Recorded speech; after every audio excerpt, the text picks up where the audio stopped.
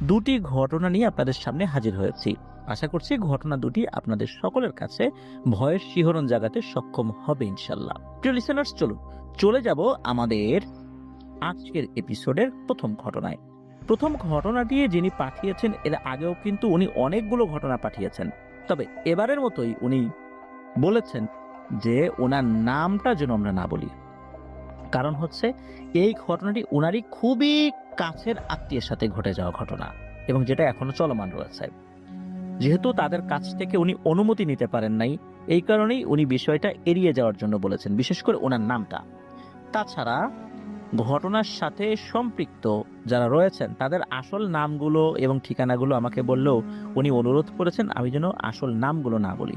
তবে এতগুলো নাম ছদ্মনাম হিসাবে ব্যবহার করাটা, বিশেষ করে আমি যখন বলতে যাব, সেটা আমার কাছে একটু কঠিনই হবে, কারণ এতগুলো নাম ছদ্মনাম মনে রাখাটাও একটা বেশ টাফ ব্যাপার। তারপরেও যদি কখনো মুখ ফসকে আসল নাম বলেও ফেলি, আশা করছি এতে করে যিনি আমাদেরকে ঘটনা পাঠিয়েছেন তিনি রাগ করবেন না, কারণ বুঝতেই পারছেন, কারণ এই ঘটনার সাথে অনেকগুলো ক্যারেক্টার রয়েছে।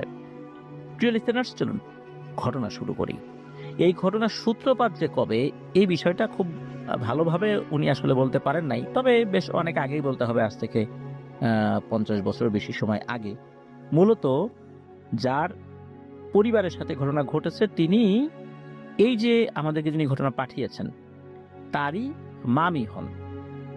আর আমাদেরকে যিনি ঘটনা পাঠিয়েছেন এবং যাদের ঘটনা আমরা শেয়ার করছি তাদের বাড়ি শরীয়তপুরের জাজিরা উপজেলায়, কিন্তু স্পেসিফিকভাবে গ্রামের নামটা আমরা বলছি না।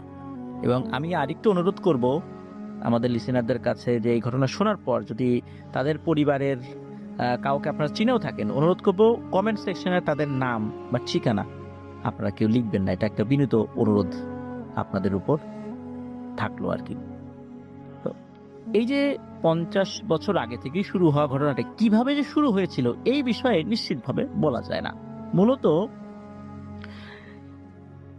সাজিয়া নামে একজন আপা আছেন, তো ওনার মায়ের সাথে ঘটনা রয়েছে। মূলত ওনার মা হঠাৎ করেই কিছুটা পাগলামি ভাব ওনার মধ্যে চলে আসে আর কি। তবে সেটা খুব যে বেশি তীব্র শুরুর দিকে ছিল বিষয়টা এরকম না। মাঝে মাঝে এলোমেলো কথাবার্তা বলতেন, এটা সেটা করতেন, এরকম মানে সাধারণত জিনে ধরা রোগীদের ক্ষেত্রে যেটা হয় আর কি। পরিবারের সদস্যরা শুরুর দিকে মনে করেছিলেন হয়তোবা কোনো মানসিক সমস্যা হয়েছে, সেই অনুযায়ী তারা তাদের সাধ্য অনুযায়ী কিন্তু ডাক্তারি ট্রিটমেন্ট দিয়েছেন। বাট এই ট্রিটমেন্টের ফলে কিন্তু কোনো ধরনের কোনো উন্নতি লক্ষ্য করা যায়নি, যার ফলশ্রুতিতে ওনারা কবিরাজি ট্রিটমেন্টের আশ্রয় গ্রহণ করেন, কিন্তু কবিরাজি ট্রিটমেন্টের আশ্রয় গ্রহণ করেও কোনো ফল হয় না। হাই প্রিয় লিসেনার, কেমন আছেন? আশা করি ভালো আছেন। আজকের যে এপিসোডটি সেটি খুব ইন্টারেস্টিং, বিকজ বাছাইকৃত ঘটনাগুলো আমি এখানে শেয়ার করেছি। সবচেয়ে ভয়ানক ঘটনাগুলো হচ্ছে এগুলো, যেন আপনাদের শুনতে ভালো লাগে। তো আমরা বেশি কথা বলবো না, সেটা হচ্ছে আপনি চ্যানেলটি সাবস্ক্রাইব করে আপনার মতামত জানিয়ে দিতে কিন্তু ভুলবেন না, আর মাস্ট একটি লাইক করে দিবেন। তো চলুন আমরা মূল ঘটনায় ফিরে যাই। ধন্যবাদ। মাঝে মাঝেই এমন পাগলামি করতেন এবং একটা কথা বারবার শুধু বলতেন, সেটা হলো আমারে যোদ্ধায় পাগল করছে রে। এখন এই যোদ্ধায় পাগল করছে রে, এই যোদ্ধাকে, এই জিনিসটা কি, এই বিষয়ে কোনো কিছুই জানা যায় না। কবিরাজরা অনেকবার রুকিয়া করে সেই জিনকে হাজির করার চেষ্টা করেছেন, কিন্তু কোনো লাভ হয়নি। পরে তারা তাদের মতো করে ট্রিটমেন্ট দিয়ে গেছেন। কেউ ঝাড়ফুঁক করেছেন, কেউ তাবিজ দিয়েছেন, কেউ বাড়ি বন্ধ করেছেন, মানে এক একজন এক এক রকমের ট্রিটমেন্টে পারদর্শী। তারা সেই অনুযায়ী সেই ধরনের ট্রিটমেন্ট করেছেন, বাট কোনো লাভ হয়নি। এখানে আর একটা ব্যাপারের অবতারণা করতে হয়, বিষয়টা খুবই মর্মান্তিক। সেটা হলো এই যে সাজিয়া আপা, ওনার যেই নানা, ওনার নানা কোনো ধরনের কোনো ঝামেলা ছাড়াই, মানে পারিবারিক কোনো সমস্যা না, কোনো ঝামেলা না, কিচ্ছু না, উনি পরপর 2 বার গলায় দড়ি দিয়ে সুইসাইড করতে চান। এই 2 বারই আল্লাহর অশেষ রহমতে উনি রক্ষা পেয়েছিলেন, লোকজন দেখে ফেলেছিল, আল্লাহর রহমতে উনি বেঁচে যান। ওনাকে যখন জিজ্ঞেস করা হলো যে আপনি সুইসাইড করতে গিয়েছিলেন কেন, উনি এই বিষয়ে কিছুই বলতে পারেন না। কেন করতে গিয়েছিলেন, ওনাকে যখন মূলত নামিয়ে আনা হয় ওই ফাঁসির দড়ি থেকে। এরপরে ওনাকে জিজ্ঞেস করা হয়েছে, উনি বলেন যে যখন ফাঁসির দড়ি গলায় আটকে গেছে তখনই মূলত উনি টের পেয়েছেন যে তার গলায় ফাঁসির দড়ি আটকে গেছে। এর আগে উনি কিচ্ছু বলতে পারেন না।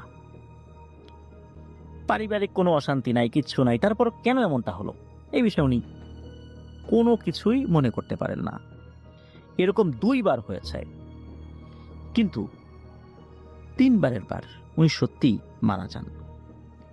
তৃতীয়বার মানুষ যখন তার ডেড বডি পায় একটা গাছের ডালে ঝুলন্ত অবস্থায়, আর উনি বেশ লম্বা ছিলেন, বেশ লম্বা, 6 ফুট 3-4 ইঞ্চি লম্বা ছিলেন। যেই ডালে তাকে ঝুলিয়ে দেওয়া হয়েছিল, তো দেখা গেল যে ওনার পায়ের নখ দিয়ে এমন ভাবে উনি মাটির উপর আঁচড় কেটেছেন যে ওই জায়গাতে কিছু ঘাসও ছিল, ওই ঘাস একদম উঠে গিয়ে সেখানকার মাটি বেরিয়ে গেছে। মানে এমন ভাবে উনি ওনার পা দিয়ে মাটির উপর আঁচড় কেটেছিলেন। অথচ উনি কিন্তু মাটির উপর যদি একটু দাঁড়াতেন তাহলেই গলার ফাঁসটা হয়তো বা ওইভাবে লাগতো না, কিন্তু উনি সেটা পারেন নাই। ওনার পরিবারে কোনো ধরনের কোনো অশান্তি ছিল না, পারিবারিক কোনো সমস্যা ছিল না, উনি ঋণগ্রস্ত ছিলেন না, ব্যবসা বাণিজ্যেও যে ওনার খারাপ যাচ্ছিল বা ব্যবসা বাণিজ্যের ধস নেমেছে বিষয়টা এরকম না। তৃতীয়বারের বেলায় উনি মারা যান। এটাকে আসলে আমরা কি বলবো? এটা কি হত্যা না আত্মহত্যা? নিশ্চয়ই আমরা আত্মহত্যা বলবো না, কারণ এর আগের বারও 2 বার উনি একই কাজ করতে গিয়ে আল্লাহর রহমতে বেঁচে গিয়েছিলেন। তো এবার আল্লাহ ওইভাবেই লিখে রেখেছেন। যাই হোক, এভাবেই সাজিয়া আপার নানা কিন্তু মারা গিয়েছিলেন। সাজিয়া আপার নানির ভেতরে কিছু সমস্যা ছিল যেটা তার মায়ের ভেতরে চলে আসছিল এবং মা থেকে উনি পান। এই যে এই সমস্যাটা শুরু হয়ে গেল, এই সমস্যা নিয়ে পরিবারের সদস্যদের আক্ষেপ, হতাশা, চিন্তা কোনো কিছুরই শেষ ছিল না। এর আসলে শেষ কোথায় ওনারা কেউ জানতেন না। যাই হোক, এই যে সাজিয়া আপা, ওনার যখন বিয়ে হয়ে যায়, ওনার বিয়ের প্রায় বছর খানেকের মাথায় ওনার সন্তানাদি হয়। তো ওনার সন্তানাদি শুরুর দিকে সব স্বাভাবিকই ছিল। সাজিয়া আপার ভেতরে এই ধরনের সমস্যা তো ট্রান্সফার হয় তার মায়ের দিককার পরিবারের কাছ থেকে। তো এরপর ওনার সন্তানাদি বড় হতে থাকে, আর ওনার মধ্যেও কিন্তু ওই পাগলামিগুলো চলতে থাকে। তবে সেই পাগলামিগুলো ঘরের ভেতরেই ছিল, আর মাঝে মাঝে ওনার মধ্যে যখন এই ধরনের পাগলামি দেখা যেত তখন উনি কাছাকাছি কিছু মাজার ছিল কয়েকটা, সেই মাজারে চলে যেতেন। সেখানে গিয়ে লাফালাফি করতেন, নাচ গান করতেন, একা একাই নাচানাচি করতেন। তবে এই সমস্যাটা একটা সময় ঠিক হয়ে যেত, আর যখন ঠিক হয়ে যেত উনি নিজেও বলতে পারতেন না যে ব্যাপারটা আসলে কি হলো।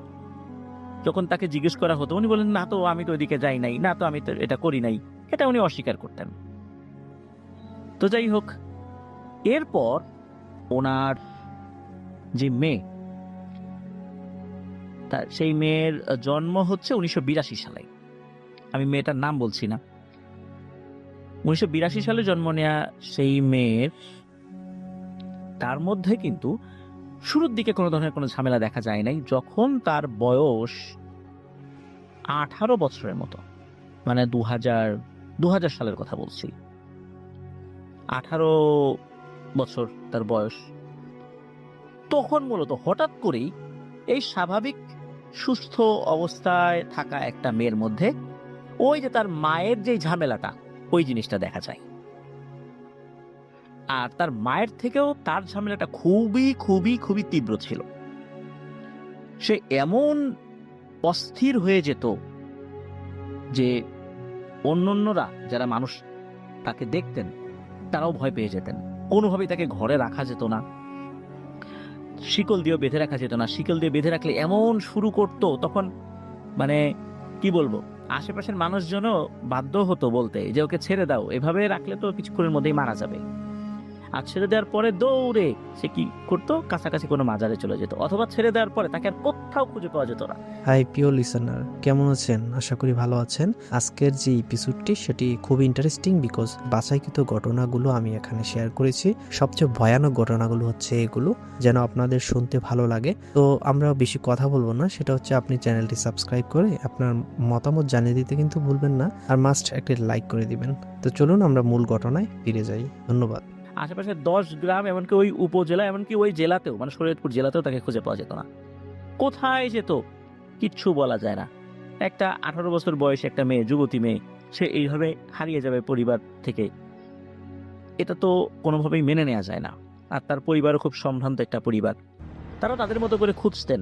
দেখা গেল 10-15 দিন পর আবার হঠাৎ করে বাড়িতে চলে আসে। কোথায় ছিল সে কিছু বলতে পারে না, আবার যখন বাড়িতে আসে তখন একদম স্বাভাবিক, কিন্তু এই সময় সে কোথায় ছিল বলতে পারে না। আর মাঝে মাঝে সে কি করতো, বাড়ির কাছাকাছি মাজারে যেত। ওখানে সুরেশ্বর দরবার শরীফের মাজার রয়েছে, বা ওইখানে একটা খানকার মতো আছে আর কি, তো সেখানে উনি চলে যেতেন।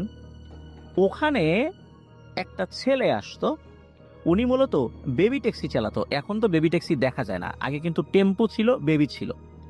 তো এখনকার যে সিএনজি গুলো, এই সিএনজি গুলোর সাথে মিল রয়েছে ওই বেবি ট্যাক্সিগুলোর।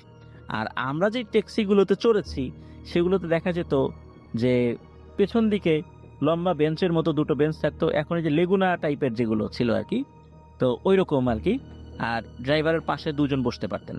তো এইগুলো হলো আমরা বলতাম ট্যাক্সি, আর বা টেম্পু বলতাম।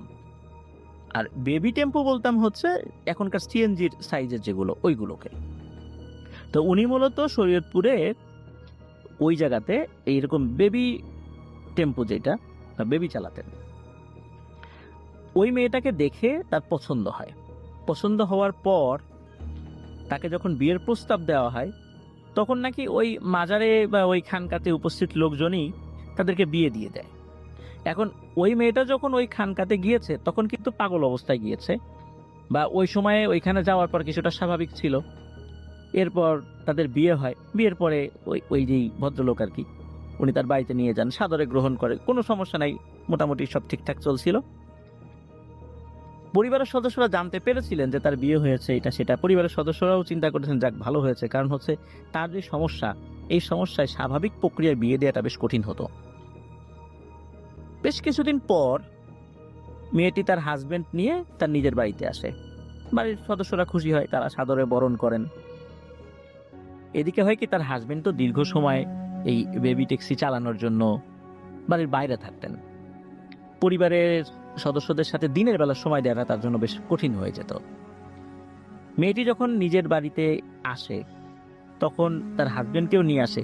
হাজবেন্ড তো রাতের বেলা শুধু আসতে পারতেন, দিনের বেলা তো আসলে ওইভাবে সময় টময় দিতে পারতেন না, তার স্ত্রীর খোঁজ খবর ওইভাবে নিতে পারতেন না। তবে তার স্ত্রীর প্রতি তার ভালোবাসা বা যত্নের কোনো কমতি ছিল না। যতটুকু সময় পেতেন সেটা উনি দায়িত্ব পালন করার জন্য যথেষ্ট সচেষ্ট থাকতেন।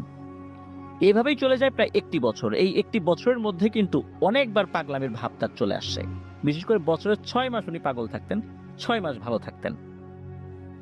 এরই মধ্যে বছর ঘুরে যেতেই কোল আলো করে তার একটি সন্তান জন্মগ্রহণ করেন। এই সন্তান জন্মদান করার পরপরই আবার তার পাগলামি শুরু হয়ে যায়। কোনোভাবেই সেই সন্তানকে উনি বুকের দুধ খাওয়াবেন না। সেই সন্তান বুকের দুধ খাওয়ার জন্য চিৎকার চেঁচামেচি করত, কান্নাকাটি করত। আশেপাশের মহিলারা তারা তাদের বুকের দুধ পান করালেও মা হিসাবে কেন জানি সেই সন্তানকে উনি বুকের দুধ পান করাতে চাইতেন না। তবে মাঝে মাঝে উনি যখন একটু স্বাভাবিক হতেন তখন আবার ওনার সন্তানের প্রতি উনি দায়িত্বশীল হতেন। এদিকে স্ত্রীর এই ধরনের সমস্যা তীব্র হওয়ার কারণে এই আপার হাজবেন্ড উনি তো আসলে খুব বিরক্ত হয়ে যাচ্ছিলেন, আর পারছিলেন না এত কিছু মেয়ের। কারণ উনি দিনের সিংহভাগ সময় বাইরে থাকতেন, তারপর সন্তানের প্রতি এমন অবহেলা, উনি কিভাবে সেটা ট্যাকেল দেবেন? তারও আর্থিক অবস্থা তো ভালো ছিল না যে উনি সবকিছু ছেড়ে ছেড়ে দিয়ে সারাক্ষণ তার স্ত্রী এবং সন্তানের কাছে বসে থাকবেন, এটাও তার ওরকম অবস্থা ছিল না। খুব বেশি দিন বাঁচে নাই ওই সন্তানটা মারা যায়। অপুষ্টিতেই মারা যায় মূলত, কারণ মায়ের বুকের দুধ না খাওয়ার কারণে আর মায়ের অযত্নের কারণে দেখা যাচ্ছে যে বিভিন্ন রোগে আক্রান্ত হয়ে যায় এবং এভাবেই বাচ্চাটা মারা যায়। এই সমস্যা কিন্তু চলছিল। এর আরো বছর খানেক পর আর একটা সন্তানের জন্ম তিনি দেন। সন্তানটি কন্যা সন্তান ছিল। তো এই সন্তানের বেলাও একই ধরনের সমস্যা। ওই সন্তান কত যে কান্নাকাটি করেছে, আমাদেরকে যিনি ঘটনা পাঠিয়েছেন উনি নিজেও বলেছেন যে এই দৃশ্য দেখার পর এমন কোনো মানুষ নাই তার চোখ দিয়ে পানি পড়ে নাই। কিন্তু কোনোভাবেই উনি সন্তানকে কোলে নিতে চাইতেন না, তার বুকের দুধও খাওয়াতে চাইতেন না। আশেপাশের লোকজন আর কত করবে। বাচ্চাটা এভাবেই বড় হচ্ছিল। আর ওই যেই আপা, উনি কি করতেন, যখন একটু স্বাভাবিক থাকতেন, সামান্য একটু স্বাভাবিক, তখন ওই বাচ্চাকে কোলে নিয়ে উনি মাজারে চলে যেতেন। মাজারে এক পাশে বাচ্চাকে ফেলে রাখতেন, বাচ্চা কান্নাকাটি করছে, উনি ওইখানে লাফালাফি করছেন। এভাবে চলছিল। আর ওই যে সেই কথা উনিও বলতেন, আমায় যোদ্ধা পাগল করছে রে। কিন্তু এই যোদ্ধা পাগল করছে এর যে মানেটা কি, এটা উনি নিজেও বলতে পারতেন না। এভাবে চলছিল অনেকগুলো দিন। তবে অনেকগুলো দিন বলতে সর্বোচ্চ 1 বছর। এদিকে ওনার স্বামী যখন দেখলেন যে কোনোভাবেই সম্ভব না, তার বাচ্চাকে বাঁচানো যাচ্ছে না, একটা বাচ্চা তো মারাই গিয়েছে, আর এই বাচ্চাটাও অবস্থা ভালো না, তখন এই বাচ্চাটাকে উনি আর একটা পরিবারের কাছে পালক দিয়ে দেন, মানে দত্তক দিয়ে দেন। এবং উনি ওনার স্ত্রীকে ডিভোর্স দিয়ে চলে যান। উনি অনেক চেষ্টা করেছিলেন সংসারটা টিকিয়ে রাখার জন্য, কিন্তু পারেননি আসলে। তো এই যে আপা, এই আপা উনি হঠাৎ করে যখন পাগল হয়ে যেতেন, তখন উনি বাসায় থাকতেন না, কোথায় যেন চলে যেতেন। বাংলাদেশের কোথায় চলে যেতেন এটা কেউ বলতে পারে না। 3-4 মাস পর আবার চলে আসতেন। যখন চলে আসতেন তখন দেখা যেত যে পান টান খেয়ে একদম মুখের অবস্থা খুব খারাপ, চুল এলোমেলো, হাতে একটা লাঠি, কুজো হয়ে হাঁটতে হাঁটতে বাড়িতে আসছে, আর তার পিঠে একটা ঝোলা। এসে বাড়ির সদস্যদেরকে বলতেন যে আমি খুব ক্ষুধার্ত, আমাকে একটু খাবার দিবি। পরিবারের সদস্য তাকে ধরে ঘরে নিয়ে যেতেন। তারপর গোসল টোসল করে আবার স্বাভাবিক করতেন। মাসখানেক স্বাভাবিক থাকার পর আবার এই সমস্যা হতো। এরপর কি হলো, আলাদা একটা ঘর তৈরি করা হলো ওনার জন্য, এবং ওই ঘরে অ্যাটাচ ওয়াশরুম সহ সবকিছু করা হলো। ওই ঘরে ওনাকে বন্দি করে রাখা হতো সারাদিন। যখন ওনাকে বন্দি করে রাখা হতো তখন ওই ঘরে এমন পিনপতন নীরবতা থাকতো, দিনের বেলাতেও মনে হতো ওই ঘরের মধ্যে ভয়ঙ্কর কোনো কিছু রয়েছে, এক্ষুনি দরজা জানালা ভেঙে চলে আসবে, কিন্তু কোনো শব্দ নাই। কিন্তু এমন একটা ভয়ঙ্কর নীরবতা বিরাজ করতো ওই ঘরের ভেতরে এবং আশেপাশে। উনি যখন একটু স্বাভাবিক হতেন, সবার সাথে স্বাভাবিকভাবে কথা বলতেন, সবার সাথে স্বাভাবিক আচরণ করতেন। কিন্তু যখনই উনি একটু পাগলামি ভাব দেখা যেত ওনার মধ্যে, সাথে সাথে ঘরে তাকে বন্দি করে ফেলা হতো, শিকল লাগিয়ে দেওয়া হতো মাঝে মধ্যেই। যখন শিকল লাগিয়ে দেওয়া হতো তখন আবার উনি দেখা যেত যে একটু স্বাভাবিক আচরণ করেন। তখন পরিবারের সদস্যরা মনে করে যে মনে হয় একটু স্বাভাবিক হয়ে গেছে, এখন আবার মাসখানেক স্বাভাবিক থাকবে। যখনই শিকল খুলে দেওয়া হতো 2-3 দিন স্বাভাবিক থাকতেন। এরপর দেখা যেত উনি নাই, কোথায় গেছে কেউ জানে না। আবার 3-4 মাস পরে ফেরত আসতেন। এভাবেই চলছে তার দিন। প্রিয় লিসেনার্স, আপনারা শুনলে কষ্ট পাবেন, উনি এখনো বন্দী অবস্থাতেই রয়েছেন, এখনো তাকে বন্দী করে রাখা হয়েছে। বহু চেষ্টা করা হয়েছে, তাকে সুস্থ করা যায় নাই। পাগল হয়ে গেলে সেই কথা বলে, আমায় যোদ্ধা পাগল করছে রে। এরপরে আসি, ওনারই খালা, মানে ওনার মায়ের বোন আর কি, তার মধ্যেও এই সমস্যা ট্রান্সফার হয়ে যায়। তিনিও একই রকম আচরণ শুরু করেন। তবে তাদের সমস্যা এই আপার মতো অতটা তীব্র নয় যতটা এনার মধ্যে দেখা গিয়েছিল। এরপর আসি এই আপারই আপন ছোট বোনের কথা।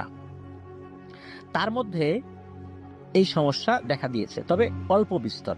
আমি এখন এই 2025 সালের কথা বলছি। অল্প বিস্তর দেখা দিয়েছে। যেমন সে কিছুটা এলোমেলো কথা বলে, রাতের বেলা একা বিড়বিড় করে কথা বলে, এবং পরিবারের সদস্যদেরকে বলে যে আমাকে বিয়ে দিয়ে দাও। একটা বাজারের কথা বলে, ওই বাজারে একটা ছেলে রয়েছে, সেই ছেলেকে তার পছন্দ, তার সাথে তার বিয়ে দিতে হবে। কিন্তু ওই বাজারে সে কখনো যায়ই নাই, ওই ছেলেকে সে কখনো দেখেও নাই, এমনকি ওই ছেলেও এই মেয়ের কথা জানে না। তারা খোঁজ খবর নিয়েছে যে হ্যাঁ ওই বাজারে এরকম একটা ছেলে আছে, এরকম কাজ করে, কিন্তু ওই ছেলে তো এই মেয়েকে চেনে না। এইরকম ভাবে মানে কাউকে কখনো না দেখেই তাকে পছন্দ হয়েছে, বিয়ের কথা বলছে। অদ্ভুত ব্যাপার। ওই বাজারে কোন দোকানে সেই ছেলে থাকে, কি কাজ করে সেটাও বলছে পরিবারকে। তো তার সমস্যাটা এতটা তীব্র না হলেও আস্তে আস্তে সেটা প্রকট হচ্ছে। এবং আরো অদ্ভুত ব্যাপার হচ্ছে ওই পরিবারের ছেলে সদস্যদের মধ্যে কিন্তু এই কোনো সমস্যা নাই, এই ধরনের কোনো সমস্যা দেখা যায় নাই, কিন্তু শুধু ওই পরিবারের নারী সদস্যদের মধ্যে এই বিষয়টা বংশানুক্রমে ট্রান্সফার হচ্ছে, যেটা সমাধান কেউ করতে পারে নাই আজ পর্যন্ত না। এবং এটার যে কি নির্মম পরিণতি এটা ওনারা ভোগ করছেন। এই 2025 সালের আজকের 31শে জানুয়ারির কথা যখন বলছি, এই সময়ও সেই আপা ঘরের মধ্যে বন্দী রয়েছেন এবং বন্দী অবস্থাতেই উনি কাটাচ্ছেন। ওনার সেই সন্তানের যে কি হয়েছে একবারের জন্য জিজ্ঞেসও করেন না, তার প্রতি তার কোনো ফিলিংসও নাই। প্রিয় লিসেনার্স, আজকের ঘটনার শুরুর দিকে একজনের কথা বলেছি যিনি আত্মহত্যা করেছেন বলে আমরা সবসময় বলি, বা আমাদের ঘটনা শুনলেও তো মনে হতে পারে উনি আত্মহত্যা করেছেন। এবং আশেপাশের লোকজনকে যদি জিজ্ঞেস করা যায় উনি মারা গেল কেউ, সবাই বলে আত্মহত্যাই করেছেন। কিন্তু আপনাদের কি মনে হয় উনি আত্মহত্যা করেছেন? এটা কি আত্মহত্যা নাকি হত্যা? এই হত্যাটা হয়তোবা কোনো মানুষ করে নাই, কিন্তু কোনো সুপার ন্যাচারাল এন্টিটি তো এর সাথে জড়িত, তাই না? এর আগে আমি এই ধরনের একটা ঘটনার প্রেক্ষাপটে আত্মহত্যার বিভিন্ন বিষয়গুলো তুলে ধরেছিলাম। এরপর বিভিন্ন ধরনের নেতিবাচক কমেন্ট আমার কাছে আসে, আমি দেখি, আমার কাছে ইমেইল আসে যে আমরা আত্মহত্যার যেই ব্যাপারটা এটাকে উৎসাহ দিচ্ছি। না প্রিয় লিসেনার্স, আমরা উৎসাহ দিচ্ছি না, আমরা সত্য ব্যাপারটা তুলে ধরছি। সব আত্মহত্যা আত্মহত্যা নয়, সব আত্মহত্যা আত্মহত্যা নয়, কিছু আত্মহত্যা হত্যা, যেটার সাথে কোনো মানুষ জড়িত নয়, সুপার ন্যাচারাল এন্টিটি জড়িত। এই জন্য আমরা অনেক সময় দেখি কারো কোনো সমস্যা নাই, কিচ্ছু নাই, পারিবারিক অশান্তি নাই, টাকা পয়সা নিয়ে কোনো সমস্যা নাই, মানসিক অস্থিরতা নাই, একদম স্বাভাবিক, কিন্তু উনি আত্মহত্যা করেছেন। যখনই আমরা এই ধরনের ঘটনা শুনবো তখনই বুঝতে হবে কোন একটা ব্যাপার নিশ্চয়ই রয়েছে। আল্লাহ ওই ব্যক্তিদেরকে ক্ষমা করুন, কেননা ওনারা তো স্বেচ্ছায় কাজটি করেননি। আল্লাহ তো জানেন, আমরা জানি না।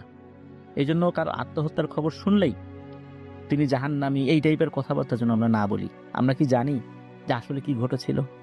আমরা কিন্তু জানি না। এজন্য আমরা তাদের শানে কথা বলার ক্ষেত্রেও যথাযথ শব্দ চয়ন করার চেষ্টা করব, যেহেতু আমরা জানি না, আমরা নিশ্চিত নই। আল্লাহ তো জানেন, আল্লাহর অজানা কিছু নাই। আল্লাহ তাদের সাথে কি আচরণ করবেন এটা আল্লাহ ফয়সালা করবেন। কিন্তু এই ধরনের বিপদ থেকে বেঁচে থাকার জন্য আমরা সবসময় আমল করার চেষ্টা করব। আর কিছু কিছু তো আত্মহত্যাই, মানুষ হতাশার কারণে বিভিন্ন কারণে আত্মহত্যা করেন, এটা মস্ত বড় একটা কবিরা গুনাহ। তবে যারা আত্মহত্যা করেন তাদের রুহের উদ্দেশ্যে দোয়া করা জায়েজ রয়েছে, যেটা রাসূল সাল্লাল্লাহু আলাইহি ওয়াসাল্লাম অনুমতি দিয়েছিলেন এবং এটা হাদিস দ্বারা প্রমাণিত। তবে তারা বড় কবিরা গুনাহ করেছেন, এই জন্য তাদেরকে শাস্তি পেতে হবে। আল্লাহ তাআলা তাদেরকে শাস্তি দেবেন। আল্লাহ তাআলা চাইলে শাস্তি কমাতেও পারেন, বাড়াতেও পারেন, ক্ষমাও করে দিতে পারেন, কিন্তু শাস্তি হবে, এটা হাদিস দ্বারা প্রমাণিত। প্রিয় লিসেনার্স, আল্লাহ আমাদেরকে হেফাজত করুন। আর আজকের ঘটনা যেটা আমি আপনাদের সামনে উপস্থাপন করলাম, স্পেসিফিকভাবে আমি চাইলে বলতে পারতাম একদম কোন বাড়ি, তার নাম, বাবার নাম, মায়ের নাম সহ, যেটা আমাকে বলা হয়েছে, কিন্তু যেহেতু বিষয়টা এখনো চলমান রয়েছে এই জন্য আমি এত বিস্তারিতভাবে বলতে পারলাম না বলে আন্তরিকভাবে দুঃখ প্রকাশ করছি। যিনি আমাদেরকে ঘটনা পাঠিয়েছেন, উনি এর আগে আমাদেরকে ঘটনা পাঠিয়েছেন, আলহামদুলিল্লাহ অনেক ভালো ভালো ঘটনা পাঠিয়েছেন উনি। এমনকি ওই ঘটনার কিছু কিছু ব্যাপার রয়েছে যেটা এই ঘটনার সাথে রিলেটেড ছিল, মানে কিছু কবিরাজের কাছে নিয়ে যাওয়া হয়েছে, তারা ওই ঘটনা সলভ করেছিলেন আল্লাহর রহমতে, তারাও কিন্তু এই ঘটনার সাথে রিলেটেড ছিলেন, কিন্তু ওটা বললে তো আপনারা বুঝে যেতেন যে আসলে ব্যাপারটা কোথায় হয়েছে, এই জন্য আমি বলতে পারি নাই। প্রিয় লিসেনার্স, চলুন আমরা চলে যাব আমাদের এবারের এপিসোডের পরবর্তী আরও একটি নতুন ঘটনা, দ্বিতীয় এবং শেষ ঘটনায়। এবারের ঘটনাটি কিন্তু ছোট নয়, বেশ বড়ই বলতে হবে। যারা দীর্ঘ ঘটনা শুনতে পছন্দ করেন তাদের জন্য এই ঘটনাটি বেশ ভৌতিক আনন্দ দেবে বলে আমার বিশ্বাস। এই ঘটনাটি আমাদেরকে যিনি পাঠিয়েছেন তার নাম মাহবুব হাসান সিয়াব। ওনার বাড়ি টাঙ্গাইল জেলার সখীপুরে। উনি এর আগেও কিন্তু আমাদেরকে ঘটনা পাঠিয়েছেন। আর এই ঘটনাটি উনি শুনেছিলেন ওনার এক নানুর মুখে। মূলত সেই নানু সম্পর্কে ওনার আম্মুর খালা হয়। ওনার সেই নানুর বাড়ি টাঙ্গাইল জেলার নাগরপুরের একটা জায়গায়। তো ছোটবেলায় মাঝে মধ্যে সেই নানুদের বাসায় ঘুরতে গেলে নানুর কাছ থেকে এরকম গল্প বা ঘটনা শুনতে চাইতেন। তো এরকম একবার কোনো একটা ঘটনা শুনতে চাইলে নানু ওনাদেরকে এই ঘটনাটি বলেছিলেন। ঘটনাটি বলার সময় নানু অগোছালোভাবে বললেও উনি যথাসাধ্য চেষ্টা করেছেন সাজিয়ে লেখার জন্য। তবে এই সময়ের মধ্যে অনেক কিছুই ভুলে গিয়েছেন। কিছুদিন আগে ওনার এক মামি ওনাদের বাসায় বেড়াতে আসলে এই ঘটনাটি সম্পর্কে যখন জিজ্ঞেস করেন তখন উনি আবার কিছুটা সাজিয়ে বলেছিলেন। মূলত এই কারণেই যথাসাধ্য সাজিয়ে লিখতে উনি সক্ষম হয়েছেন আলহামদুলিল্লাহ। তো এই ঘটনাটির ভেতরেও কিন্তু ছোট ছোট ঘটনা রয়েছে, তা প্রিয় লিসেনার্সরা শুনলেই বুঝতে পারবেন। ঘটনাটি যখন ঘটে তখন সময়কাল 1940 কি 45 সালের মধ্যে হবে। আনুমানিক বলার একটা কারণ হলো নানু কিন্তু নির্দিষ্ট করে সময় বা সাল বলতে পারেননি। নানু শুধু এতটুকু জানিয়েছিলেন যে এরকম একটা সময়ের মধ্যে ঘটনাটি ঘটেছিল। সে সময়ের মানুষজন তো আসলে সাল তারিখ এগুলো নিয়ে খুব একটা মাথা ঘামাতেন না। আর এই ঘটনাটি 1940 থেকে 45 সালের মধ্যে হলেও তার আগেও কিন্তু একটি ব্যাপার ঘটেছিল যেটি আবার বলা প্রয়োজন। আর এই ঘটনাটি মূলত ঘটেছিল নানুর বাবা এবং নানুর পরিবারের সাথে আর কি। নানুর পৈতৃক নিবাস কিন্তু মুন্সিগঞ্জের বিক্রমপুরে। নির্দিষ্ট করে অবশ্য জায়গাটি বলতে পারেন নাই সিয়াম ভাই, উনি অনেকটাই ভুলে গিয়েছিলেন আর কি বিক্রমপুরের ঠিক কোন জায়গাটাতে।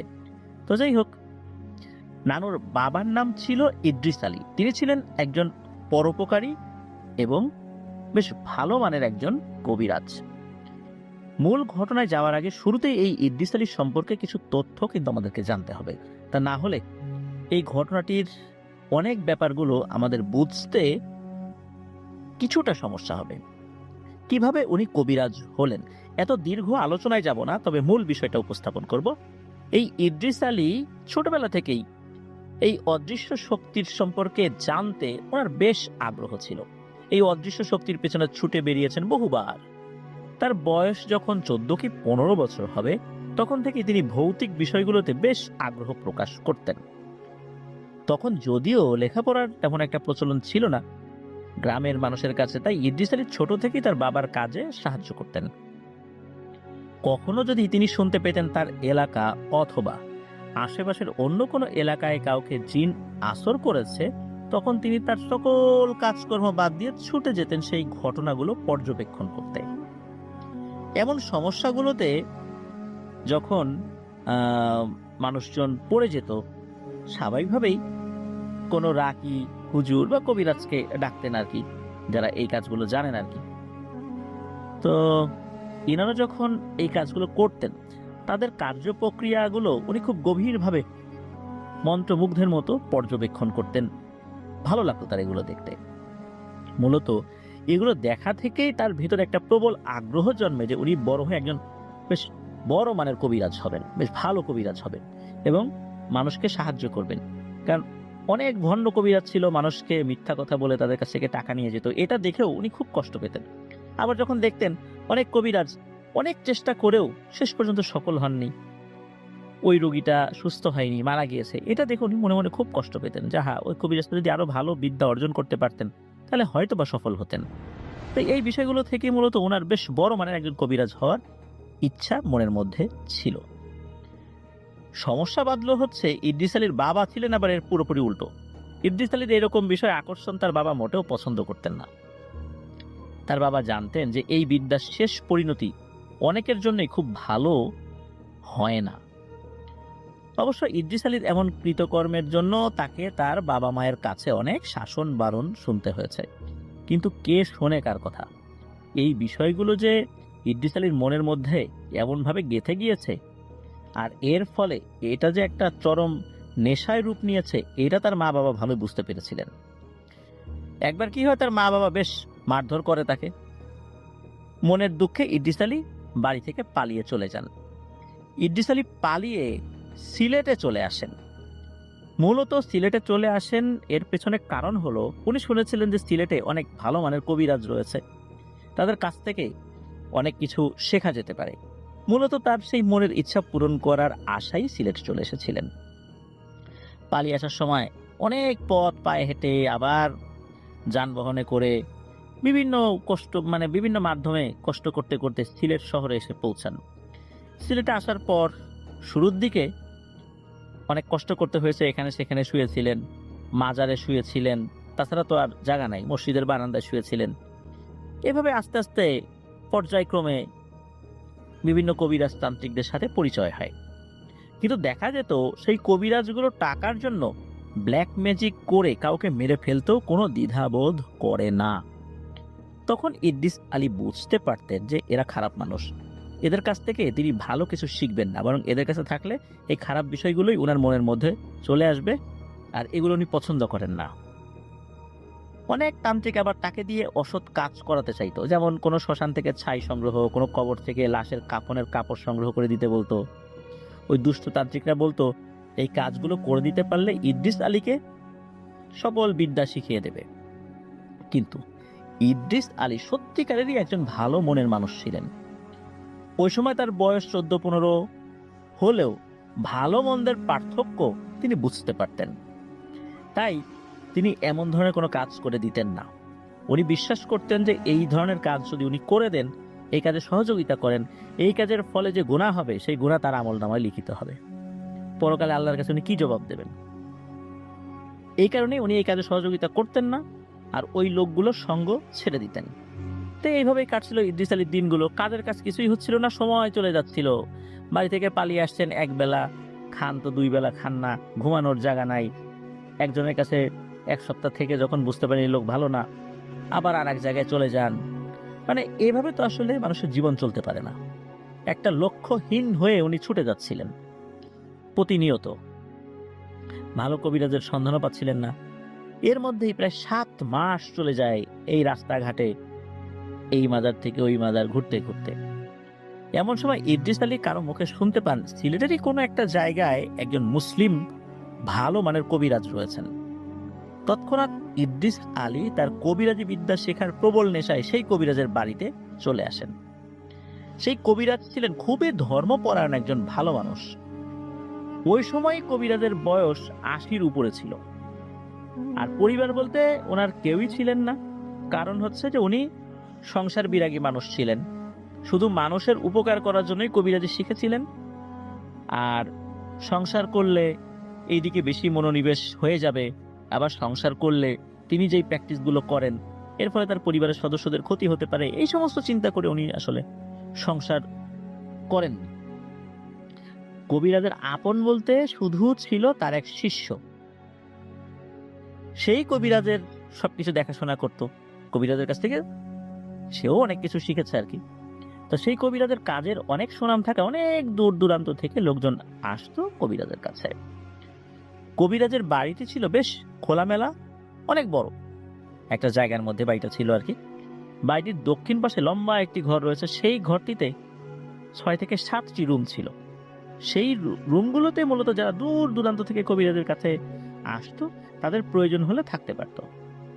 আর ছোট একটি ঘর বাড়িটির পশ্চিম দিকে নির্মিত ছিল, যেটিতে সেই কবিরাজও তার শিষ্য থাকতেন। তো ইদ্রিস আলীও প্রথম দিকে কবিরাজের সেই লম্বা ঘরের কোনো একটা কামরায় উনি ছিলেন আর কি। তো এই বাড়িটিতে তো আসলে অনেক মানুষ আসা যাওয়া করতো, তাই কে আসলো কে গেল এটা দেখার কোনো লোক ছিল না। আর সকলের জন্যই খাবার রান্না হতো। তো ইদ্রিস আলী সেটা খেয়েছেন, কোনো সমস্যা হচ্ছিল না। ওই বাড়িতে ইদ্রিস আলী থাকতেও কোনো সমস্যা হয়নি। তো এই বাড়িতে থেকে ইদ্রিস আলী প্রতিদিন কবিরাজের ভিন্ন ভিন্ন চিকিৎসা পদ্ধতি দেখছেন, যে এক একজনের ক্ষেত্রে এক এক ধরনের পদ্ধতি প্রয়োগ করেন।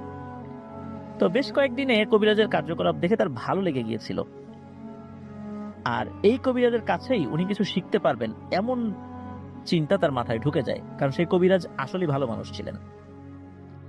তো সেই কবিরাজের কাছ থেকে কিছু শেখার আশায় কবিরাজের কাছে গিয়ে তার সেই মনের আকুতির কথা জানায়।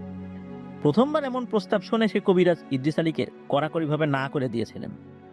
এটি শুনে ইদ্রিস আলী মনে অনেক কষ্ট নিয়ে কবিরাজের ঘর থেকে বাইরে চলে আসেন। তবে ওই বাড়ি থেকে বের হয়ে যান নাই, বাড়ির আশেপাশেই ছিলেন।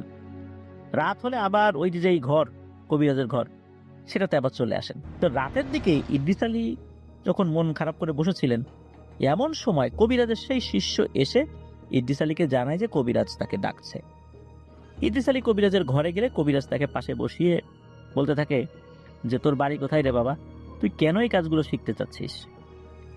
এই কাজ তো সবাইকে দিয়ে হয় না, বরং তুই তোর মা বাবার কাছে ফিরে যা, আর এগুলো করতেও তো দীর্ঘ সময় লাগে রে, আমার তো বয়স হয়েছে। এরপর ইদ্রিস আলী কবিরাজের প্রশ্নের সমস্ত উত্তর দেন যে ওনার বাড়ি কোথায়, উনি মূলত মানুষের উপকারের জন্য বিদ্যাটি শিখতে চান, কিভাবে কিভাবে বিভিন্ন মানুষের কাছে উনি গিয়েছেন, তাদের এই এই বিষয় উনি দেখেছেন, তাদের এই ধরনের প্রস্তাবে উনি রাজি হন নাই, এই কথাগুলো উনি বলেন।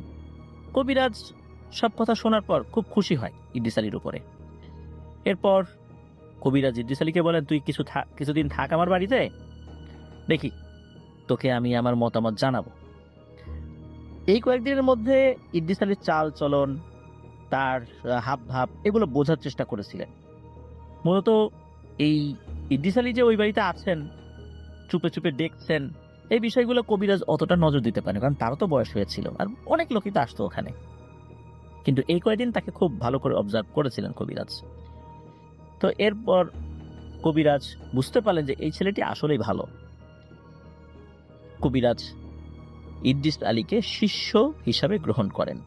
তারপর থেকেই ইদ্রিস আলী তার কবিরাজি বিদ্যা অর্জন করতে শুরু করেন। আল্লাহর অশেষ রহমতে প্রবল ইচ্ছাশক্তির কারণে ইদ্রিস আলী খুব সহজেই এবং অল্প সময়ের মধ্যেই তার ওস্তাদের কাছ থেকে অল্প কিছু বছরের মধ্যেই অনেক কিছু শিখে ফেলেছিলেন আলহামদুলিল্লাহ। এমন করে কবিরাজের সাথে থাকতে থাকতে তিনি অনেক কম সময়ে বেশ বড় বড় বিদ্যা অর্জন করতে সক্ষম হন। মাঝে মাঝে এমন হতো, কোন একটা রুগী আসলে কবিরাজ উনি বসে থাকতেন আর ইদ্রিস আলীকে বলতেন যে বাবা তুই কাজটি করতো। তো এরকম হাতে কলমে অনেক কিছু শিখিয়েছিলেন সেই কবিরাজ ইদ্রিস আলীকে। এই কারণে মূলত অনেক কম সময়ে বেশ বড় বড় বিদ্যা অর্জন করতে সক্ষম হয়েছিলেন। আর তার এই একাগ্রতা দেখে এবং তার মানুষের প্রতি ভালোবাসা দেখে কবিরাজও তাকে অনেক ভালোবাসতেন।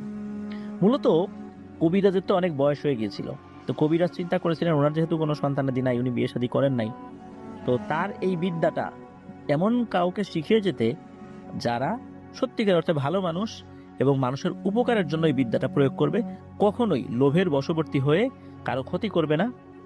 আর কবিরাজ বিশ্বাস করতেন যে এই কাজ যদি ভালো মানুষকে উনি শিখিয়ে যান, তাহলে এই ভালো কাজের বদৌলতে যে সওয়াব হবে, উনি কবরে বসেও সেই সওয়াব পেতে থাকবেন। কারণ ওর তো বয়স হয়ে গিয়েছিল, আগের মতো ওই রকম কাজ উনি করতে পারতেন না।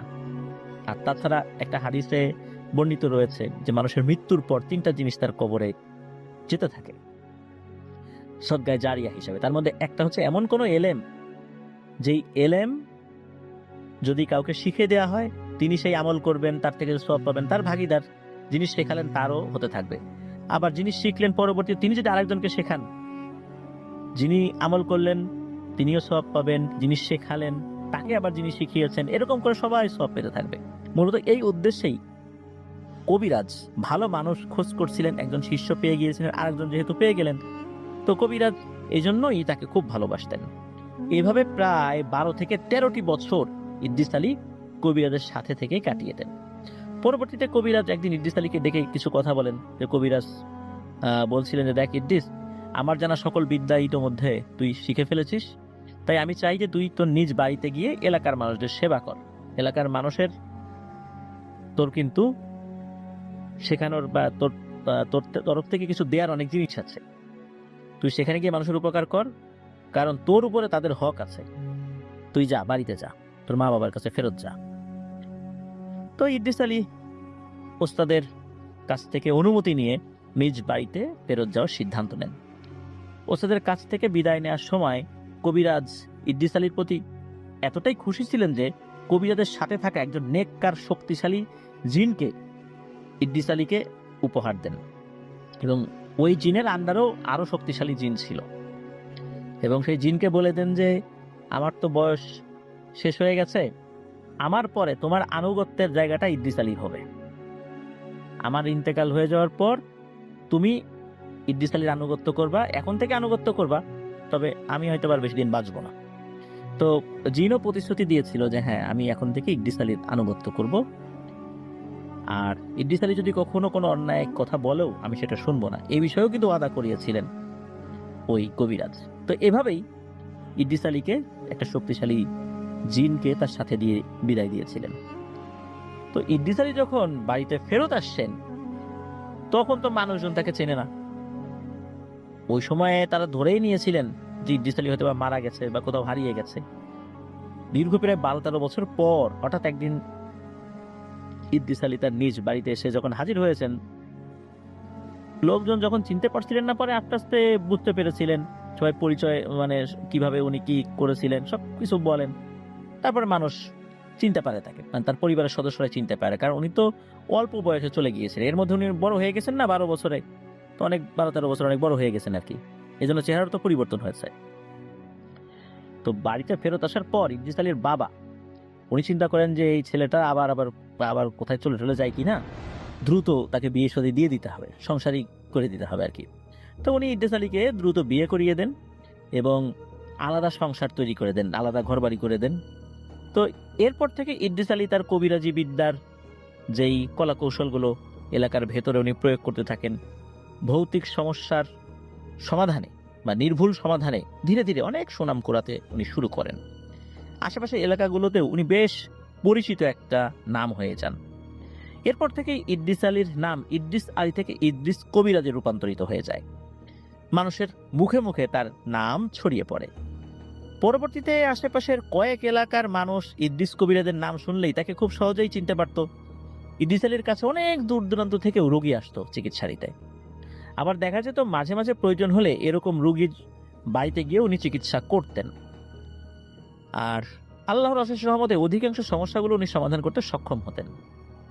এই তো আমরা শুনলাম ইদ্রিস আলীর এই কবিরাজ হয়ে ওঠার গল্প। মূলত তার পরিবারের যারা বয়োজ্যেষ্ঠ ছিলেন তাদের মুখেই ইদ্রিস আলীর এই ব্যাপারটা শোনা যায়। তবে উনি সিলেটের ঠিক কোন এলাকায় কোন কবিরাজের কাছে শিখেছিলেন এইগুলোর এত বিস্তারিত আসলে জানা যায় না, শুধু জানা যায় সিলেটের কোনো একটা জায়গা থেকে শিখেছিলেন আর কি।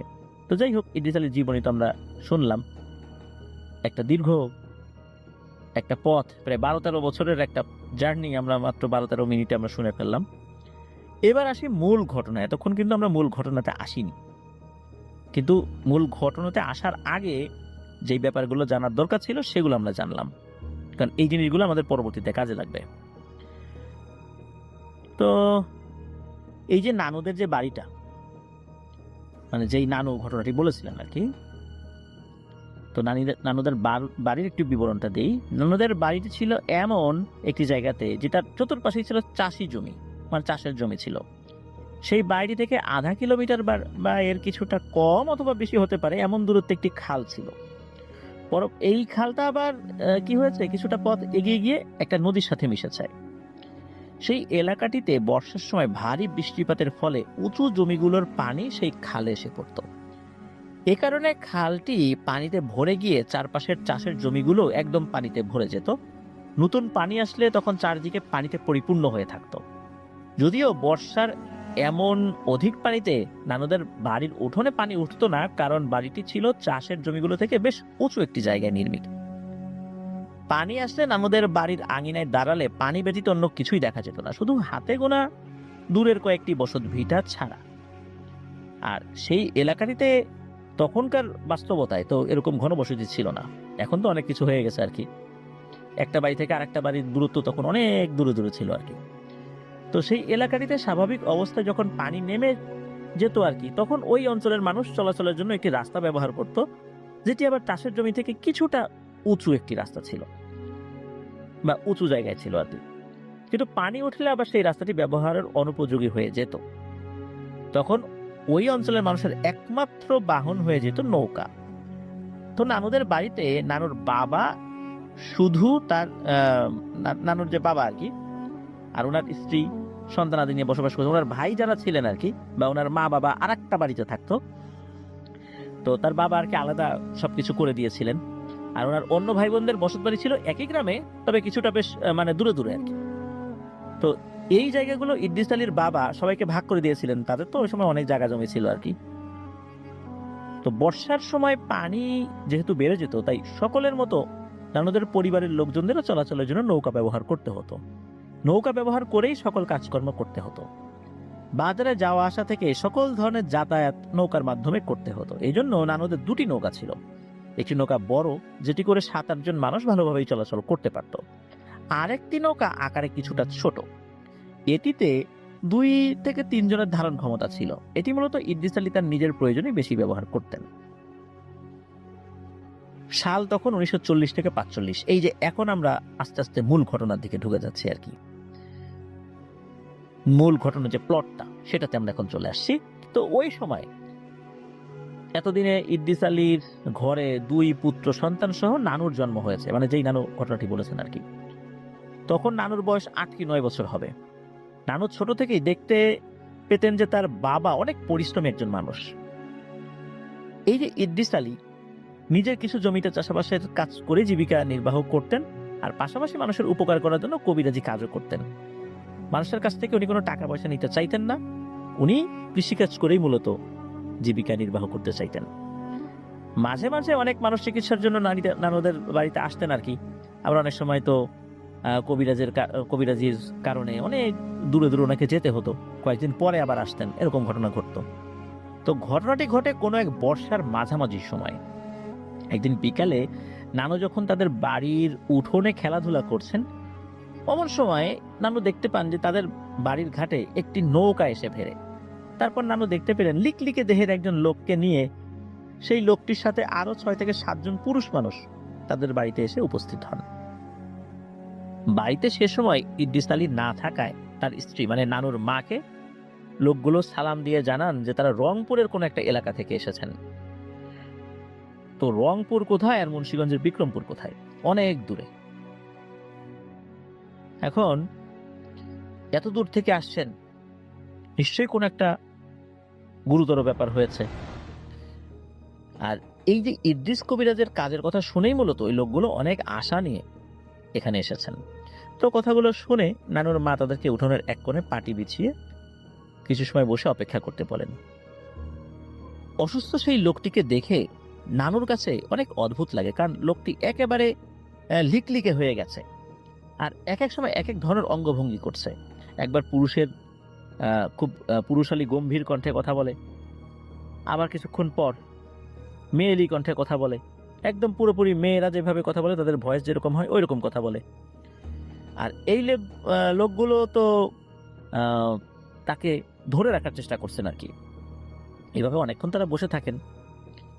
আর ওই সময় তো উন্নত যোগাযোগ ব্যবস্থা ছিল না,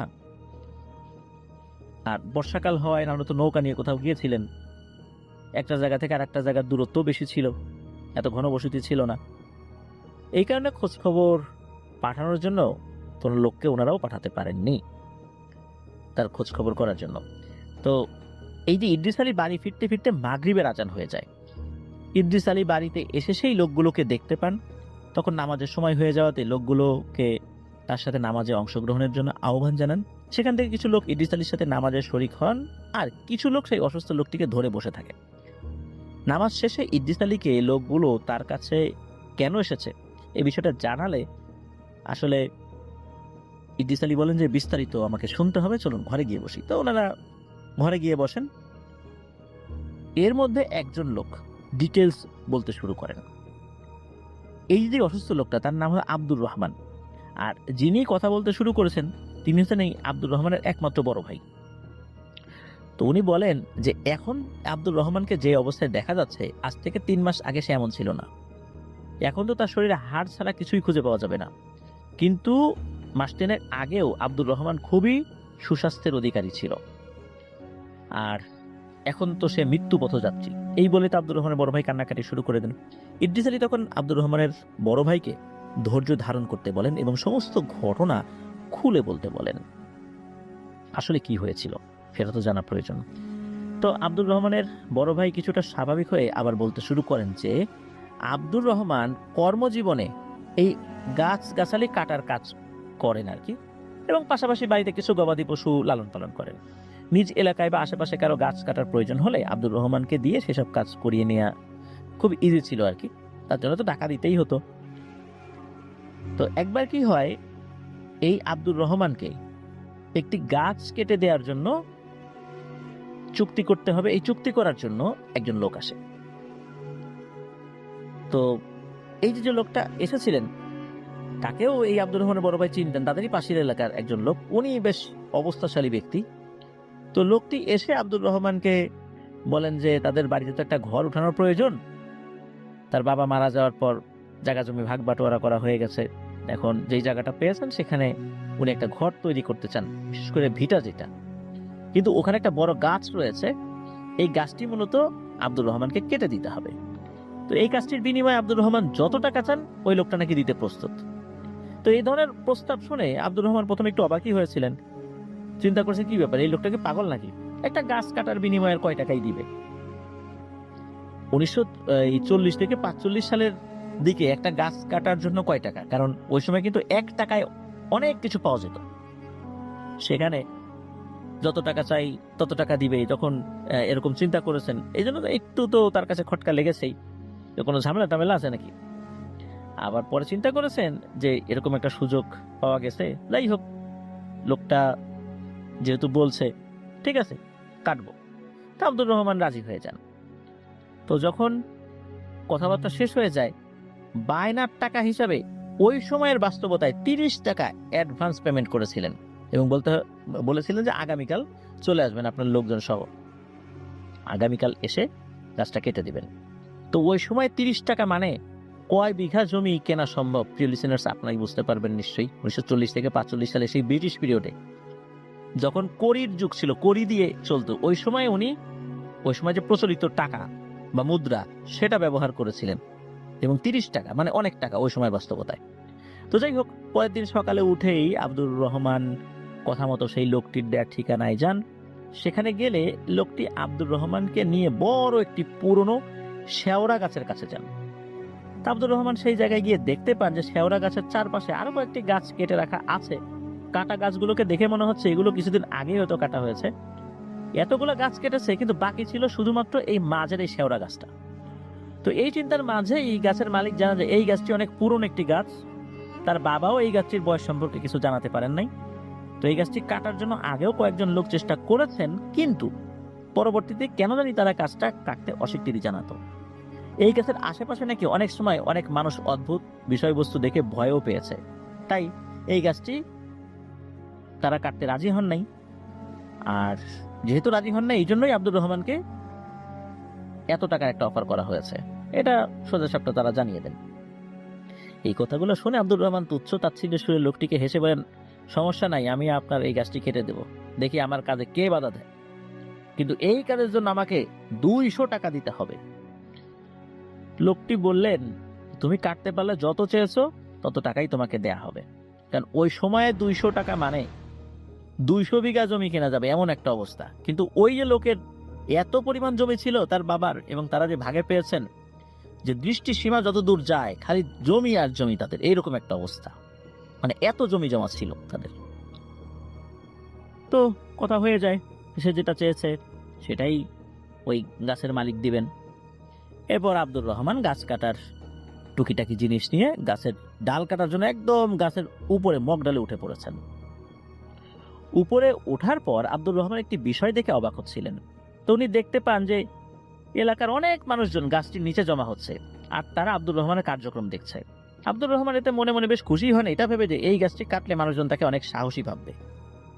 এই ভেবে যখন তার হাতে থাকা দা নিয়ে গাছের একটি ডালে কোপ বসিয়ে দেয়, এরপরই হঠাৎ করেই তার অনেক ঘুম আসতে থাকে, আর সে চোখেও ঝাপসা দেখতে থাকে। এই সময় গাছের এত উঁচু ডালে বসেই গাছটির সাথে পিঠ লাগিয়ে আব্দুর রহমান ঘুমিয়েও পড়ে। ঘুমের মাঝে আব্দুর রহমান একটি স্বপ্ন দেখতে পায়। আব্দুর রহমান স্বপ্নে দেখতে পান যে একটি খোলা প্রান্তরে উনি ঘুমিয়ে আছেন এবং ঘুম থেকে উঠলেন। তার আশেপাশে কয়েকটি অবয়ব সামনে আছে, দাঁড়িয়ে আছে আর কি। এই অবয়বগুলো তাকে গাছটি কাটার জন্য নিষেধ করছে এবং এইটাও বলছে যে নিজের ভালো চাইলে এখান থেকে চলে যা। অবয়বগুলো দেখতে স্বাভাবিক মানুষের তুলনায় কিছুটা লম্বা আকৃতি দেখা যাচ্ছিল, আর এগুলো মনে হচ্ছে খুব লিকলিকে আর কালো আলখেল্লা পরিহিত ছিল, তাদের চেহারাটা ভালো করে বোঝা যাচ্ছিল না। এইরকম একটি সময় আব্দুর রহমানের ঘুম ভাঙে গাছের নিচে থাকা মানুষের চেঁচামেচিতে। তো উনি চোখ পেলে দেখতে পান যে নিচের মানুষগুলো তাকে ডাকাডাকি করছে। উনি চিন্তা করেন হয়তো বা কিছু সময়ের জন্য তার একটা তন্দ্রাচ্ছন্ন ভাব চলে আসছিল, আর এটা তো একটা নিছক স্বপ্নই বা মনের ভুল ভেবে উনি এটা উড়িয়ে দেন। আবার উনি কাজ শুরু করে দেন। এরপর এক এক করে গাছের ডাল কাটতে কাটতে আনুমানিক ঘন্টা দুয়েকের মধ্যে উনি গাছটাও পুরোপুরি কেটে ফেলেন, আর কোনো সমস্যাও হয় না। এরপর তো আব্দুর রহমান গাছটির মালিকের কাছে তার পারিশ্রমিক চাইলে গাছটির মালিক খুশি হয়ে আব্দুর রহমানকে 200 টাকারও কিছু বেশি দিয়ে দেয়। আব্দুর রহমান বেশ অবাকই হয়েছিলেন, কারণ ওই সময়ের বাস্তবতায় 200 টাকা এটা কল্পনাতীত ছিল। ধরুন যে কেউ একজন 20 টাকার রিক্সা ভাড়া মিটালো, 20 টাকা দিয়ে মেটানোর পর যদি 20 লক্ষ টাকা দেওয়া হয়, তখন বিষয়টা কেমন হবে?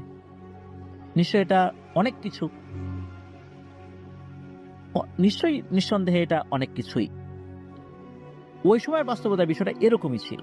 200 টাকা মানে অনেক টাকা। একটা নিছক গাছ কাটার বিনিময়ে 200 টাকা, এটা তো ওনাকে অবাক করেছিল। আর ওই লোকটা কেন 200 টাকা দিল? এই 200 টাকা দিয়ে তো উনি অনেক কিছু করতে পারতেন। এই 200 টাকা দিয়ে না হলেও 2000 লোক নিয়ে এসে গাছটি কাটাতে পারতেন।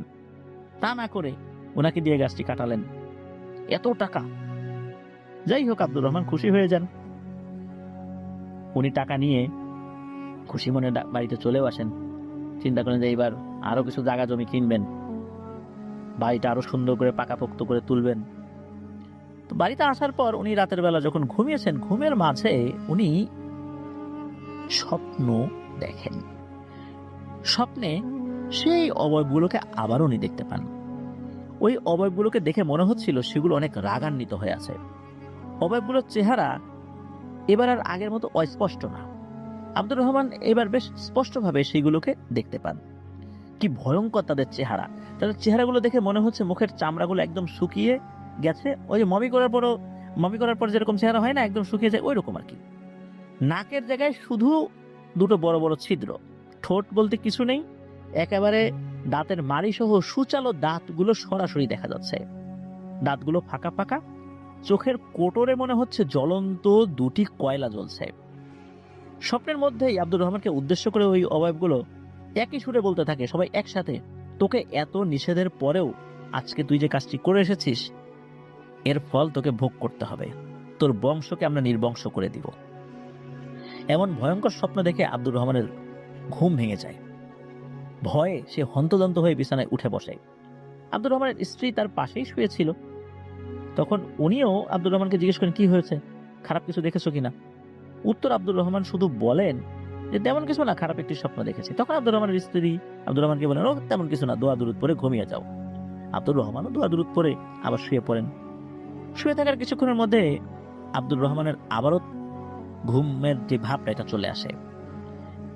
এমন সময় হঠাৎ করে খাটের নিচ থেকে গোঙানোর মতো একটা আওয়াজ হতে থাকে। এই আওয়াজটা ওনার স্ত্রী শোনেন নাই, উনি শোনেন। তো এটার পর তো ওনার আবারও ঘুম ভেঙে যায়। খাটের নিচে কি আছে এটা দেখার জন্য যখনই উনি তার মাথাটি ঝুঁকিয়েছেন নিচ দিকে, মানে উকি দিয়েছেন, তৎক্ষণাৎ উনি ভয়ে আটকে ওঠেন। উনি উকি দেওয়ার পর দেখতে পান যে খাটের ওই পাশ থেকে তার মুখের সামনে স্বপ্নে দেখা সেই অবয়বগুলোর একটি অবয়ব সামনে চলে এসেছে। এই দৃশ্য দেখার পর প্রচন্ড রকমের ভয় উনি পেয়েছেন। এক লাফ দিয়ে খাটের উপরে দাঁড়িয়ে যান। তার স্ত্রী স্বামীর এই অবস্থা দেখে, মানে ওরা তো ঘুম ভেঙে গেছে এই অবস্থার কারণে, কিন্তু তার স্বামী ভাই দাঁড়িয়ে আছে, উনি কিছু বুঝতে না পেরে তাকে শান্ত করার চেষ্টা করেন, কিন্তু আব্দুর রহমান উল্টোপাল্টা কথাবার্তা বলতে শুরু করেন। তা আব্দুর রহমানের কথার ধরন ছিল কিছুটা এরকম যে, আমাকে ওরা মেরে ফেলবে রে, নিয়ে যাবে, বাঁচাও, আমাকে বাঁচাও। ভয়ে কাঁপতে থাকেন উনি। এভাবে কোন রকমে সেই রাত্রি পার হলে সকালবেলা আব্দুর রহমানের স্ত্রী, এই যে আব্দুর রহমানের যিনি বড় ভাই, তাকে ডেকে রাতের সমস্ত বিষয় খুলে বলেন। এবং আব্দুর রহমানকে দেখতে যখন উনি যান, এরপর উনি দেখতে পান আব্দুর রহমান ঘরের এক কোণে গুটিসুটি হয়ে বসে আছে। তার শরীরে প্রচন্ড জ্বর, আর জ্বরের কারণে মুখে প্রলাপ বকছে। এরপর উনি যখন আব্দুর রহমানকে জিজ্ঞেস করেন যে কি হয়েছে, তখন আব্দুর রহমান তার সাথে ঘটে যাওয়া একদম শুরু থেকে শেষ অবধি আব্দুর রহমানের বড় ভাইকে খুলে বলেন। সব কথা শোনার পর আব্দুর রহমানের বড় ভাই বুঝতে পারেন যে এটি অবশ্যই কোনো ভৌতিক সমস্যা। তাই সেদিন একজন কবিরাজকে তাদের বাড়িতে নিয়ে আসা হয়। কবিরাজ আব্দুর রহমানকে দেখেই ভয়ে কেঁপে উঠে জানায় যে আমি এক্ষুনি এখান থেকে বিদায় নিচ্ছি। কোনো ধরনের কোনো কথাবার্তা ছাড়াই কবিরাজ একরকম দৌড় দিয়েই ওই বাড়ি থেকে বের হয়ে চলে যায়। মানে কাজ করবে কি করবে না সেটা তো অনেক পরের কথা, মানে ওখান থেকে দৌড়ে পালাতে পারলে যেন উনি বাঁচেন। কথা বলার মতো সময়ও তাদের সাথে তার কথা বলার সময়ও নাই, এমন একটা অবস্থা। এরপর 3টি মাস এমন করে চলে যায়। কত কবিরাজ, হুজুর, ডাক্তার দেখানো হয়েছে তার ঠিক নাই, কিন্তু কোনো কিছুতেই কাজ হয়নি। আর অস্বাভাবিক ভাবে সেই দিনের পর থেকে অল্প কিছুদিনের মধ্যেই আব্দুর রহমানের শরীর শুকিয়ে যেতে শুরু করে এবং ওর শরীরের যে রংটা ফ্যাকাশে হতে শুরু করে আর পাগলের মতো আচরণ শুরু করছে। আর ওই এলাকার একজনের কাছে, মানে তিনি আবার এই এলাকার জামাই, তার মুখে এই ইদ্রিস কবিরাজের নাম শুনে ওনারা সেই রংপুর থেকে এখানে এসেছেন। তো এই জিনিসগুলো বলেন এবং আব্দুর রহমানের বড় ভাই বলেন যে দেখেন আমার ভাইটার জন্য কিছু করতে পারেন কিনা, অনুরোধ করেন আর কি, যেহেতু এত দূর থেকে আসছেন।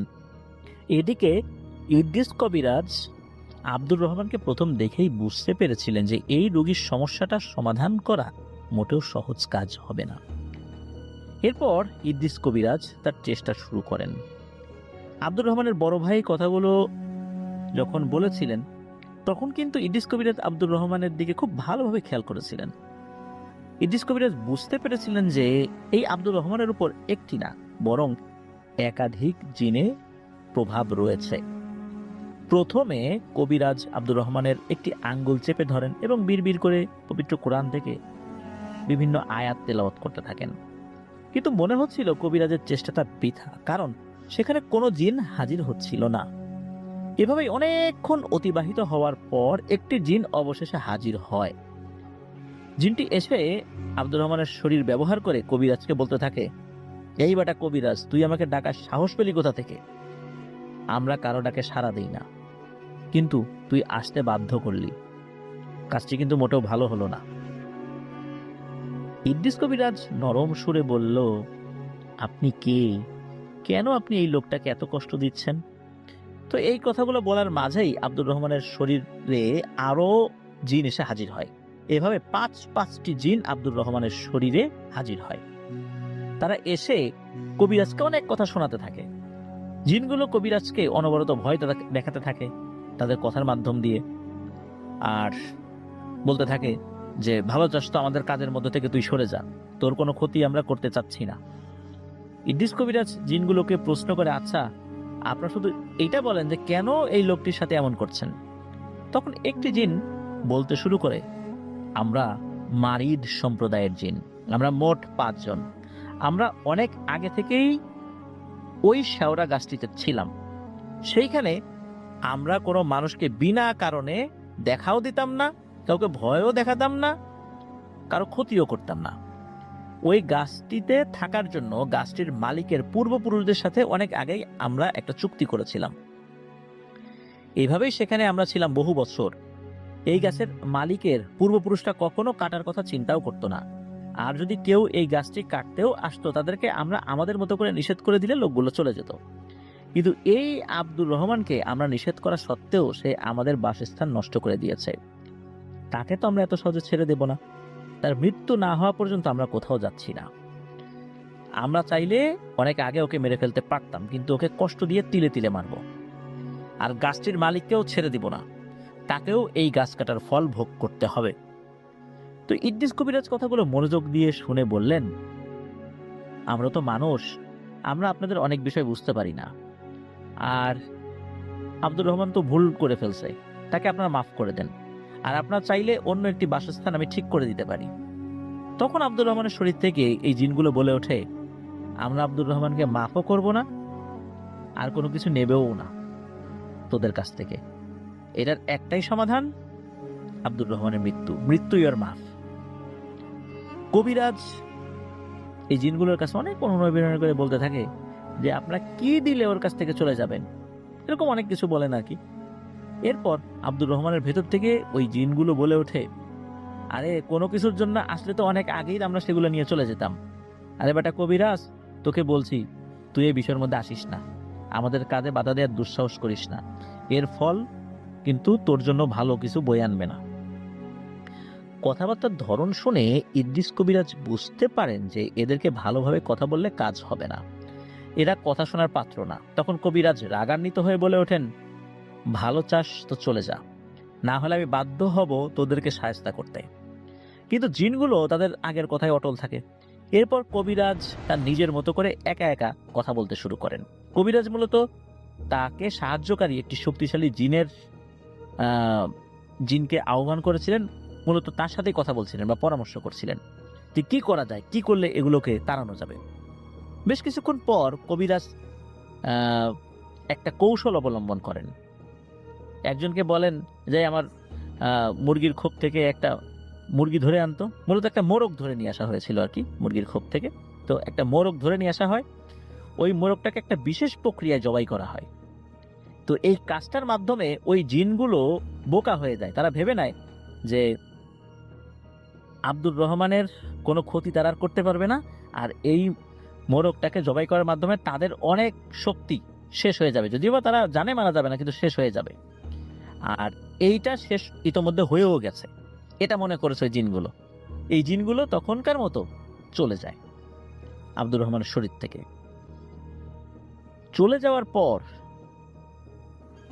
দীর্ঘ 3 মাস পর প্রথম নিজের কণ্ঠে নাকি আব্দুর রহমান কথা বলে। প্রথমেই বলতে থাকে, আমাকে একটু পানি খেতে দাও। এরপর পানি সহ অন্যান্য খাবার দাবার খাওয়ানো হয়। তো আব্দুর রহমানকে সুস্থ দেখে আব্দুর রহমানের বড় ভাই আবেগে কান্নাকাটি শুরু করে দেন এবং ইদ্রিস কবিরাজের প্রতি কৃতজ্ঞতা জানান। সেই রাত্রে সকল কার্যক্রম সফলভাবে শেষ হওয়ার পর ইদ্রিস কবিরাজ রংপুর থেকে আসা সকল লোকদের ইদ্রিস কবিরাজের বাড়িতে থেকে যেতে বলেন। সেই রাত্রে তারা ইদ্রিস কবিরাজের বাড়িতেই থাকেন। পরের দিন সকালবেলা তাদের নিজ বাড়িতে যাওয়ার সময় ইদ্রিস কবিরাজকে টাকা দিতে চাইলে ইদ্রিস কবিরাজ কোনো টাকা পয়সা দেন না, বরং খুশি হয়ে তাদেরকে তাদের বাড়ির উদ্দেশ্যে রওনা হতে বলেন। তারা চলে যাওয়ার সময় কবিরাজকে তারা কবিরাজের কাছ থেকে কিছু পানি পড়া নিয়েছিলেন। কবিরাজ পানি পড়া দিয়েছিলেন এবং বলে দিয়েছিলেন যে সাধারণ পানির সাথে মিশিয়ে 3 বেলা করে 7 দিন খাওয়াতে এবং 7 দিন এই পানিতে গোসল করাতে, গোসলের পানির সাথে মিক্স করে আর কি। তারপর তারা চলে যান আর কি। প্রিয় লিসেনার্স, ঘটনাটি কিন্তু এখানে শেষ না, আরো অনেক আছে। সেই লোকগুলো চলে যাওয়ার পর ইদ্রিস কবিরাজ তার দৈনন্দিন কাজে ব্যস্ত হয়ে পড়েন। এইভাবে কেটে যায় আরো একটি মাস। 1 মাস পর হঠাৎ একদিন সকালে আব্দুর রহমানের বড় ভাই ইদ্রিস কবিরাজের বাড়িতে এসে হাজির। কবিরাজ এমন সময় আব্দুর রহমানের বড় ভাইকে দেখে কিছুটা অবাক হন। এরপর কবিরাজ জিজ্ঞেস করেন, কিছু কি হয়েছে? আব্দুর রহমানের বড় ভাই বলতে থাকেন, অনেক কিছুই নাকি হয়ে গেছে। এখন আব্দুর রহমানের অবস্থা আগের থেকেও আরো বেশি খারাপ। এটি শুনে কবিরাজ সাহেব আব্দুর রহমানের বড় ভাইকে ঘরে নিয়ে বসিয়ে সবকিছু খুলে বলতে বলেন। আব্দুর রহমানের ভাই বলতে শুরু করেন যে ওনার কাছ থেকে চিকিৎসা নিয়ে যাওয়ার পর আব্দুর রহমানের অবস্থা খুব ভালোই ছিল, আর এই ভালো থাকাটা ছিল খুবই অল্প সময়ের জন্য। 20 থেকে 25 দিনের মতো আব্দুর রহমান ভালো থাকলেও আজ 5 থেকে 7 দিন যাবত আব্দুর রহমান মোটেও ভালো নেই, আগের মতোই সেই অবস্থা। আমার শুরু হয়ে গেছে। শুধু তাই না, এখন অনেক সময় আব্দুর রহমান তার নিজের শরীরের বিভিন্ন অংশে সে নিজেই আঘাত করে, মাথার চুল টেনে ছিঁড়ে ফেলে, চোখের মধ্যে আঙ্গুল ঢুকিয়ে দেয়, আরো নিজের যত প্রকারে ক্ষতি করা যায় সেটা চেষ্টা করে। এমন কাজ করতে থাকলে কতক্ষণ আর তাকে বাধা দিয়ে দেখা সম্ভব? একসময় বড় কিছু করে ফেলবে। কবিরাজ এই কথাগুলো শুনে বেশ চিন্তিত হয়ে পড়েন, কারণ ইতোপূর্বে তিনি যাদেরকে চিকিৎসা করেছেন পুনরায় সেই রোগীগুলোর উপর আবার কোনো সমস্যা দেখা দিয়েছে এমনটি হয়নি। তারপর কবিরাজ আব্দুর রহমানের বড় ভাইকে বলেন, আজকে রওনা দিলে তো আজকে আর আপনাদের বাড়িতে পৌঁছাতে পারবো না, রংপুর তো অনেক দূরে এখান থেকে, তাই আপনি আমার বাড়িতেই থেকে যান। কালকে বরং আমি সহ আপনাকে সাথে নিয়ে রওনা দিব, আপনার বাড়িতে যাব। আমিও দেখতে চাই আসলে মূল সমস্যাটা কোথায়। তো উক্ত কথায় আব্দুর রহমানের বড় ভাই রাজি হন এবং সেই দিনের মতো কবিরাজের বাড়িতে উনি থেকে যান। পরের দিন খুব ভোরে এই ইদ্রিস কবিরাজ এবং আব্দুর রহমানের বড় ভাই রংপুরের উদ্দেশ্যে রওনা হন। আগের দিনে যাতায়াতের দুরবস্থার কারণে তাদের পৌঁছাতে কিন্তু অনেক সময় লাগে, প্রায় 2 দিনের মতো সময় লেগেছিল। তা আব্দুর রহমানের বাড়িতে পৌঁছাতে পৌঁছাতে মানে যখন পৌঁছেছেন আর কি, তখন দুপুর গড়িয়ে গিয়েছে। তো বাড়িতে পৌঁছে কবিরাজ আব্দুর রহমানকে খুব ভালোভাবে পর্যবেক্ষণ করতে থাকেন। কবিরাজ দেখতে পান যে কবিরাজকে দেখে আব্দুর রহমান রাগান্বিত হয়ে গালিগালাজ শুরু করেছে।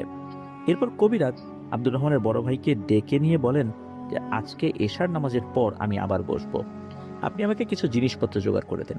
কবিরাজ আব্দুর রহমানের বড় ভাইকে একটি কাচের বোতল, 7 ঘাটের পানি এইগুলো সংগ্রহ করতে বলেন। তো কবিরাজের কথা মতো সেই দিনেই সব জোগাড় হয়ে যায়। এশার আজান হয়ে গেলে কবিরাজ নামাজ পড়ার জন্য পার্শ্ববর্তী কোনো একটা মসজিদে যান। সে সময় আব্দুর রহমান হঠাৎ অজ্ঞান হয়ে যায়, মানে ওই দুষ্টু জিনগুলো আব্দুর রহমানের শরীর ছেড়ে চলে গেছে। এরপর কবিরাজ বাড়িতে ফিরে আব্দুর রহমানকে কবিরাজের সামনে বসিয়ে আবার তার কবিরাজি বিদ্যা প্রয়োগ করতে শুরু করেন। এবার অনেক চেষ্টা করার পরও সেই জিনগুলো কবিরাজের ডাকে কোনো সাড়া দিচ্ছিল না। এভাবেই চেষ্টার পর চেষ্টা, মাঝে মাঝে মানে এমন পর্যায়ে চলে যাচ্ছিল যে ইদ্রিস কবিরাজের শরীর আর কুলাচ্ছিল না। এরকম করতে করতে গভীর রাত্রে হঠাৎ সেই জিনগুলোর মধ্যে একটি জিন আসে, আর একই রকম ভাবে একটা আসার পর অন্য সবগুলো একে একে এসে হাজির হয়। ইদ্রিস কবিরাজ আগে থেকে সিদ্ধান্ত নিয়ে রেখেছিলেন এই জিনগুলোকে ছাড়া রাখা যাবে না, এরা এমন সমস্যা বারবারই সৃষ্টি করবে, তাই এদেরকে বোতলবন্দি করতেই হবে। যাই হোক, জিনগুলো এসে রাগান্বিত হয়ে কবিরাজকে বলতে থাকে, তুই আমাদের আগেরবার নানা কৌশল করে বোকা বানিয়ে আব্দুর রহমানের কাছ থেকে দূরে সরিয়ে দিয়েছি, আবারও তুই আমাদের কাছে বাধা সৃষ্টি করতে এসেছিস, তোকে এইবার আবারও সুযোগ দিচ্ছি, ভালোই ভালো এখান থেকে চলে যা, নইলে তোর বংশকে কিন্তু নির্বংশ করে দিব। তো এই ধরনের কথার প্রেক্ষিতে ইদ্রিস কবিরাজ সেই জিনদেরকে উদ্দেশ্য করে বলেন, তোরা কি ভেবেছিস তোদের কাছে কি আমি অনুরোধ করতে আসছি যে ওকে ছেড়ে যা ছেড়ে যা, এই অনুরোধ করব না? তোদেরকে কিন্তু আর ছাড়তে আসি নাই, কারণ তোরা ছাড়া থাকলে এরকম সমস্যা আবারও তৈরি করবি, আর আল্লাহ ছাড়া আমি কাউকে ভয় করি না। এরপর কবিরাজ ওই যে আগে থেকে সংগ্রহ করে রাখা 7 ঘাটের পানি একটি বোতলে ঢেলে দোয়া পড়তে থাকেন, অন্য আর একটা বোতলে ঢালতে হয়েছিল আর কি।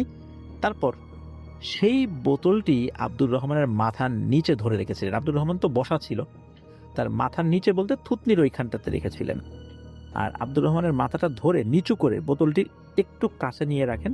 এরপর কবিরাজের সাথে আনা একটি লাল কাপড় দিয়ে আব্দুর রহমানের মাথাটি ঢেকে দেয়া হয়। কবিরাজ বিভিন্ন সূরা পাঠ করতে থাকেন এবং কবিরাজ তার সাথে থাকা শক্তিশালী কয়েকজন জিনের সাহায্যে কিছু সময়ের মধ্যেই সেই দুষ্টু জিনগুলোকে বোতল বন্দি করতে আল্লাহর রহমতে সক্ষম হন।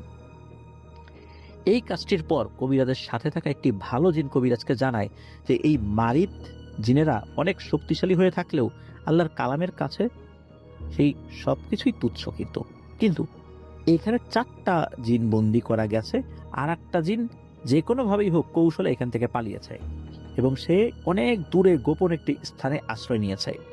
তাই এই কবিরাজের সাথে থাকা জিনেরা ওই জিনটাকে খুঁজে পাচ্ছে না, তাকে ধরতেও পারছে না। তখন ইদ্রিস কবিরাজ চিন্তা করেন যে একটি জিন কি আর করতে পারবে, 4টাকে তো ধরেছি। তারপর ইদ্রিস কবিরাজ ওই বাড়ির লোকদেরকে বলে, আলহামদুলিল্লাহ, সব সমস্যা চিরদিনের মতো সমাধান হয়ে গেছে, আমি আমার সাথে থাকা পরহেজগার কয়েকজন জিনের মাধ্যমে দুষ্ট জিনগুলোকে আটক করতে সক্ষম হয়েছি, ইনশাল্লাহ আর কোনো সমস্যা হবে না আশা করি। সেই রাতের মতো সবকিছু শেষ করে পরের দিন ওই বাড়িটা খুব ভালো করে বন্ধ করে দেওয়া হয় এবং পরে ইদ্রিস কবিরাজ চলে আসার সময় বাড়ির লোকজন তাকে বেশ কিছু টাকা দিতে চাইলে উনি যাতায়াতের জন্য অল্প কিছু টাকা গ্রহণ করেন আর সেই বোতলটি সাথে করে নিয়ে চলে আসেন। ইদ্রিস কবিরাজ তার নিজ বাড়িতে এসে ওই বোতলটি বাড়ি থেকে কিছুটা দূরে একটি পরিত্যক্ত জায়গায় পুঁতে রাখেন। এখনো কিন্তু ঘটনা শেষ না, চলুন এইবার জানি যে এই পর্যায়ে কি হয়েছিল। তো দ্বিতীয়বারের মতো কবিরাজের চিকিৎসার পর আব্দুর রহমানের সাথে নতুন করে কোনো সমস্যা শুরু হয়নি বলে উনি খোঁজ খবর নিয়েছিলেন ওনার জিনদের মাধ্যম দিয়ে, কারণ তখন তো চাইলেও আর আব্দুর রহমানের সাথে কি হয়েছে এটা খুব ইজিলি জানা সম্ভব ছিল না। সমস্যা যেটা হলো সেটা হলো কবিরাজের সাথে কিছু সমস্যা শুরু হলো, মানে ইদ্রিস কবিরাজের সাথে। একদিন রাত্রে কবিরাজ ঘুমের মধ্যে একটি স্বপ্ন দেখতে পান, আর সেই স্বপ্নের মধ্যে তিনি একটি অবয়বকে দেখতে পান। অবয়বটি কবিরাজকে বলতে থাকে, তুই অনেক বড় একটি দুঃসাহস দেখিয়ে ফেলেছিস, আমার 4 সঙ্গীকে তুই বন্দী করেছিস, এজন্য আব্দুর রহমানকে ছেড়ে দিলেও তোকে কিন্তু আমি ছাড়ব না। ওই স্বপ্নের মধ্যেই ইদ্রিস কবিরাজ ওই অবয়বটিকে বলতে থাকে, তুই যা পারিস করে নিস। অবয়বটি বলে, তোর সাথে ওই জিনদের দিয়ে তুই তোর ক্ষমতা দেখাচ্ছিস, মনে রাখিস ওরা কিন্তু সবসময় তোর সাথে থাকে না, খুব শীঘ্রই তোর সাথে দেখা হবে আমার, প্রস্তুত থাকিস। সকালে কবিরাজের স্বপ্নের কথাটি মাথায় আসলেও বিষয়টিকে তেমন একটা পাত্তা দেন না, কারণ এই ধরনের কাজ তো তাকে রেগুলারই করতে হয়, আর স্বপ্নের মধ্যে এই দুষ্টু জিনেরা এসে হুমকি নামকি দেবে, এটাই স্বাভাবিক। তবে উনি মাঝে মাঝেই ওই একটা মারিদ জিনকে ধরার বা তাকে খোঁজার চেষ্টা কিন্তু করেছেন, কিন্তু প্রতিবারই ইদ্রিস কবিরাজ ব্যর্থ হতেন। এর কিছুদিন পরের কথা, অন্য একটি রোগীর চিকিৎসার প্রয়োজনে ইদ্রিস কবিরাজ তার নৌকা নিয়ে তাদের পাশের এলাকায় যান, একটি রোগীর বাড়িতে। সেই রাতে সেইখানে সব কাজ শেষে যখন উনি ফিরছিলেন তখন বেশ রাত হয়ে যায়। কবিরাজ রাতেই তার বাড়িতে ফেরার কথা জানালে সেই বাড়ির মানুষ কবিরাজকে যেতে মানা করেন, মানে যেই বাড়িতে উনি গিয়েছিলেন আর কি, বলেছেন যে আমি চলে যাচ্ছি এই বাড়িতে। তো ওই বাড়ির লোকজন মানা করছে যে না, এতটুকু রাত আর বাকি আছে, থেকে যান না, সকালে যান, ফজরের আজান হয়ে গেলে নামাজটা পড়ে একটু নাস্তা করে তারপর যান। কিন্তু উনি বললেন যে না, ওনার স্ত্রী তখন 9 মাসের গর্ভবতী ছিলেন, যার কারণে তার রাত্রে বাইরে থাকাটা ঠিক হবে না। এটা যখন জানান তখন ওই বাড়ির লোকজন আর কিছু বলেন নাই, যে আসলেই তো তাই, তার তো বাড়িতে থাকাটা প্রয়োজন ছিল, বরঞ্চ উনি রাতের বেলা যে এখানে এসেছেন এটাই হয়তো অন্য কবিরাজরা আসতেন না। তো যাই হোক, উনি তো রওনা দিয়েছেন। তো রওনা দেওয়ার পর আধা ঘন্টার মতো নৌকা চালানোর পর নৌকাটি একটা বিস্তৃত ফাঁকা জায়গায় এসে পড়ে। নৌকাটি স্বাভাবিকভাবেই যাচ্ছিল, এমন সময় হঠাৎ কবিরাজের কাছে মনে হলো নৌকাটির সাথে ভারী কিছু এসে ধাক্কা লাগলো। মানে নৌকা গিয়ে কোনো কিছুর সাথে ধাক্কা লেগেছে বিষয়টা এরকম না, কোনো কিছু এসে নৌকার সাথে ধাক্কা লেগেছে বা কোনো কিছু এসে নৌকাকে ধাক্কা দিয়েছে, বিষয়টা এরকম। এখন নৌকার নিচে কি এটা দেখার জন্য কবিরাজ উকি দিয়ে নৌকার নিচের দিকটা দেখার চেষ্টা করেন, কিন্তু উনি তেমন কিছুই দেখতে পান না। উকি দেওয়া অবস্থায় ইদ্রিস কবিরাজের কানে একটি শব্দ আসতে থাকে। শব্দটি পানির বড় বড় ঢেউয়ের শব্দের মতো। তখন সামনের দিকে তাকিয়ে কবিরাজ দেখতে পান তার নৌকাটির থেকে কয়েক হাত সামনের পানিতে আচমকা পাক শুরু হয়ে গেছে, মানে পাক খাচ্ছে। বিষয়টি কি সেটি কবিরাজ বোঝার চেষ্টা করেন। কবিরাজ ভাবেন তিনি তো কত সমস্যায় নিজেকে জড়িয়েছেন, এই জন্য হয়তো বা কোনো দুষ্ট চিন্তার ক্ষতি করার উদ্দেশ্যে এসেছে। তো কবিরাজ তৎক্ষণাৎ তার নিজের শরীর ভালো করে বন্ধ করে নেন এবং নৌকা সেই জায়গাটির পাশ দিয়ে চালাতে শুরু করেন। কবিরাজ দেখতে পান পাক খাওয়া জায়গাটি থেকে কুচকুচে কালো 4টি মাথার অংশ পানির নিচ থেকে উপরে বেরিয়ে আসছে। তাদেরকে দেখেই কবিরাজের মনে পড়ে যায় আব্দুর রহমানের চোখে দেখা জিনগুলোর বিবরণের কথা। কবিরাজ দেখতে পান যে লাল লাল 4 জোড়া চোখের নিচ পর্যন্ত পানির উপরে উঠে এসেছে এবং তার দিকে ভয়ঙ্কর দৃষ্টিতে তাকিয়ে আছে। কিছুক্ষণ পর পুরোপুরি এই 4টি অবয়ব পানির উপরে উঠে আসে, মনে হচ্ছে তারা পানির উপরে দাঁড়িয়ে আছে। কবিরাজের বুঝতে আর বাকি থাকে না এই জিনগুলো তার বন্দি করা সেই 4টি মারিদ জিন। তখন কবিরাজ চিন্তিত হয়ে পড়েন এইটা ভেবে যে এগুলো ছাড়া পেল কিভাবে, যদিও তাদের সাথী একটি জিন ছাড়া এই 4টাই কিন্তু এখানে ছিল। কিন্তু কবিরাজ এমন প্রক্রিয়ায় 4টিকে বন্দি করেছিল যে কোনো জিন বা পিশাচ তাদেরকে মুক্ত করতে পারবে না, হ্যাঁ মানুষ পারবে শুধু। সেই অবয়বগুলোকে দেখতে অনেকটা একই রকম লাগছিল। তখন একটি অবয়ব বলে ওঠে, কিরে ইদ্রিস, আমাদেরকে দেখে অবাক হচ্ছিস? আর অবাক তো তোর হবারই কথা, তুই হয়তো আমাদের শক্তি সম্পর্কে জানিস না। আমরা ছাড়া পেলাম কিভাবে এইটা চিন্তা ভাবনা করার তোর দরকার নেই, এটা চিন্তা করা বাদ দে, তুই তোর জীবনের চিন্তা কর। এই বলে অবয়বগুলো বিশ্রীভাবে হাসতে শুরু করে। ইদ্রিস কবিরাজ মনে সাহস নিয়ে বলেন, আরে তোরা শক্তিশালী হতে পারিস, কিন্তু আল্লাহর কালামের শক্তি তোদের শক্তি থেকে অনেক অনেক শ্রেষ্ঠ। এরই মাঝে হঠাৎ 4টি অবয়ব চোখের পলকে চারদিকে ছুটে গিয়ে নৌকাটির চারপাশ ঘিরে ধরে। নৌকাটি আচমকা সে সময় ঘুরতে শুরু করে। ইদ্রিস কবিরাজ এরপর তার নৌকায় দাঁড়িয়ে দোয়া পড়তে শুরু করেন। ধীরে ধীরে নৌকাটি স্থির হয়ে যায়। তার চারদিকে থাকা অবয়বগুলো নানান ধরনের ভয়ঙ্কর আকৃতি ধারণ করতে থাকে। সে সময় কিন্তু সেই অবয়বগুলো কোনোভাবেই তার নৌকার কাছে আসতে পারছিল না। কবিরাজ তখন তার পালিত জিনদেরকে ডাকা সত্ত্বেও তারা সেখানে কেন যেন আসতে পারছিল না। এরপর ইদ্রিস কবিরাজ দেখতে পান যে বড় বড় পাথর উপর থেকে ধপাস ধপাস করে নৌকার আশেপাশের পানিতে এসে পড়ছে, কিন্তু পাথর পড়লে পানিতে যেরকম ঢেউ সৃষ্টি হয় তেমনটি হচ্ছে না। কবিরাজ বুঝতে পারেন এগুলো ওই দুষ্টু জিনদের করা কোনো দৃষ্টিভ্রম, তাকে শুধু ভয় দেখানোর জন্য এমন সব করা হচ্ছে। আবার একটু পর কবিরাজ দেখতে পেলেন তার নৌকার চারদিকে হুট করে পানিগুলো মানে বিস্তৃত পানির যেই এলাকাটা সেখানে আগুন জ্বলে ওঠে, কিন্তু সেই আগুনের কোনো তাপ কবিরাজের শরীরে লাগছিল না। এভাবেই একের পর এক অদ্ভুত ভয়ঙ্কর কাহিনী ঘটছিল তার চারপাশে, কিন্তু তিনি এক মুহূর্তের জন্য দোয়া পড়তে কিন্তু ভোলেন নাই এবং বিচলিত হন নাই আল্লাহর রহমতে। অনেকক্ষণ পর আস্তে আস্তে সবকিছু স্বাভাবিক হতে শুরু করে, আর দূরের কোনো একটা মসজিদ থেকে আজানের শব্দ ইদ্রিস কবিরাজের কানে আসতে থাকে। কবিরাজ দেখতে পান সবকিছু একদম আগের মতো স্বাভাবিক হয়ে গিয়েছে, কিন্তু তিনি কোন জায়গায় আছেন এটা উনি ভালোভাবে বুঝতে পারছিলেন না।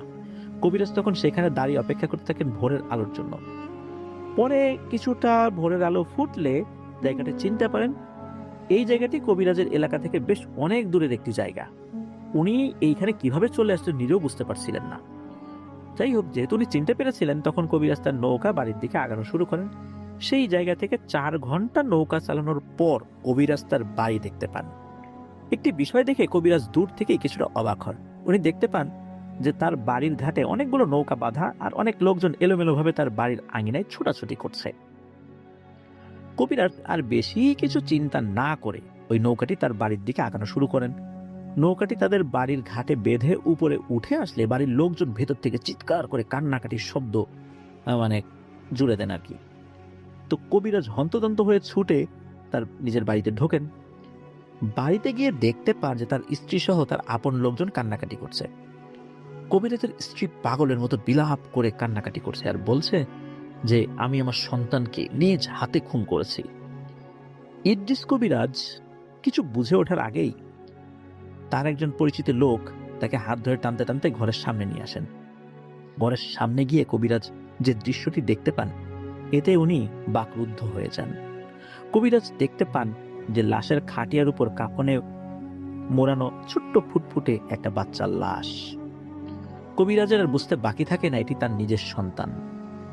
কবিরাজকে তখন উপস্থিত কয়েকজন লোক জানায়, এটি তোমার ছেলে, গতকাল রাতে জন্মের পর বাচ্চাটি মারা যায়। এরপর ইদ্রিস কবিরাজ মনে অনেক কষ্ট নিয়ে বাচ্চাটির শেষ কার্য সমাপ্ত করে, মানে দাফন কাফন শেষ করে। রাতে ইদ্রিস কবিরাজের কাছে তার বড় ভাবি এসে কিছু কথা বলতে শুরু করেন। তো এক ভয়ঙ্কর রোমহর্ষক ঘটনা বলতে শুরু করেন। মূলত এই ভাবিকেই ইদ্রিস কবিরাজ রাতের বেলা তার স্ত্রীর কাছে রেখে গিয়েছিলেন, যেহেতু উনি যাচ্ছেন কখন ফিরবেন, অনেক রাত হবে। তো উনি বলেন যে তোমার স্ত্রী দেখো পাগলের মতো নিজেকে দোষী সাব্যস্ত করছে যে সে নিজের হাতে তার সন্তানকে হত্যা করছে। তুমি কি জানো কালকে রাত্রে কি হয়েছিল?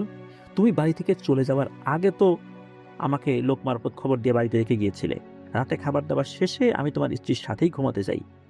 তখন পর্যন্ত সবকিছু স্বাভাবিকভাবেই চলছিল, কিন্তু কিছুটা গভীর রাতের দিকে তোমার স্ত্রীর সন্তান ভূমিষ্ঠ হওয়ার ডেলিভারি পেইন মাতৃব্যথা উঠতে শুরু করে।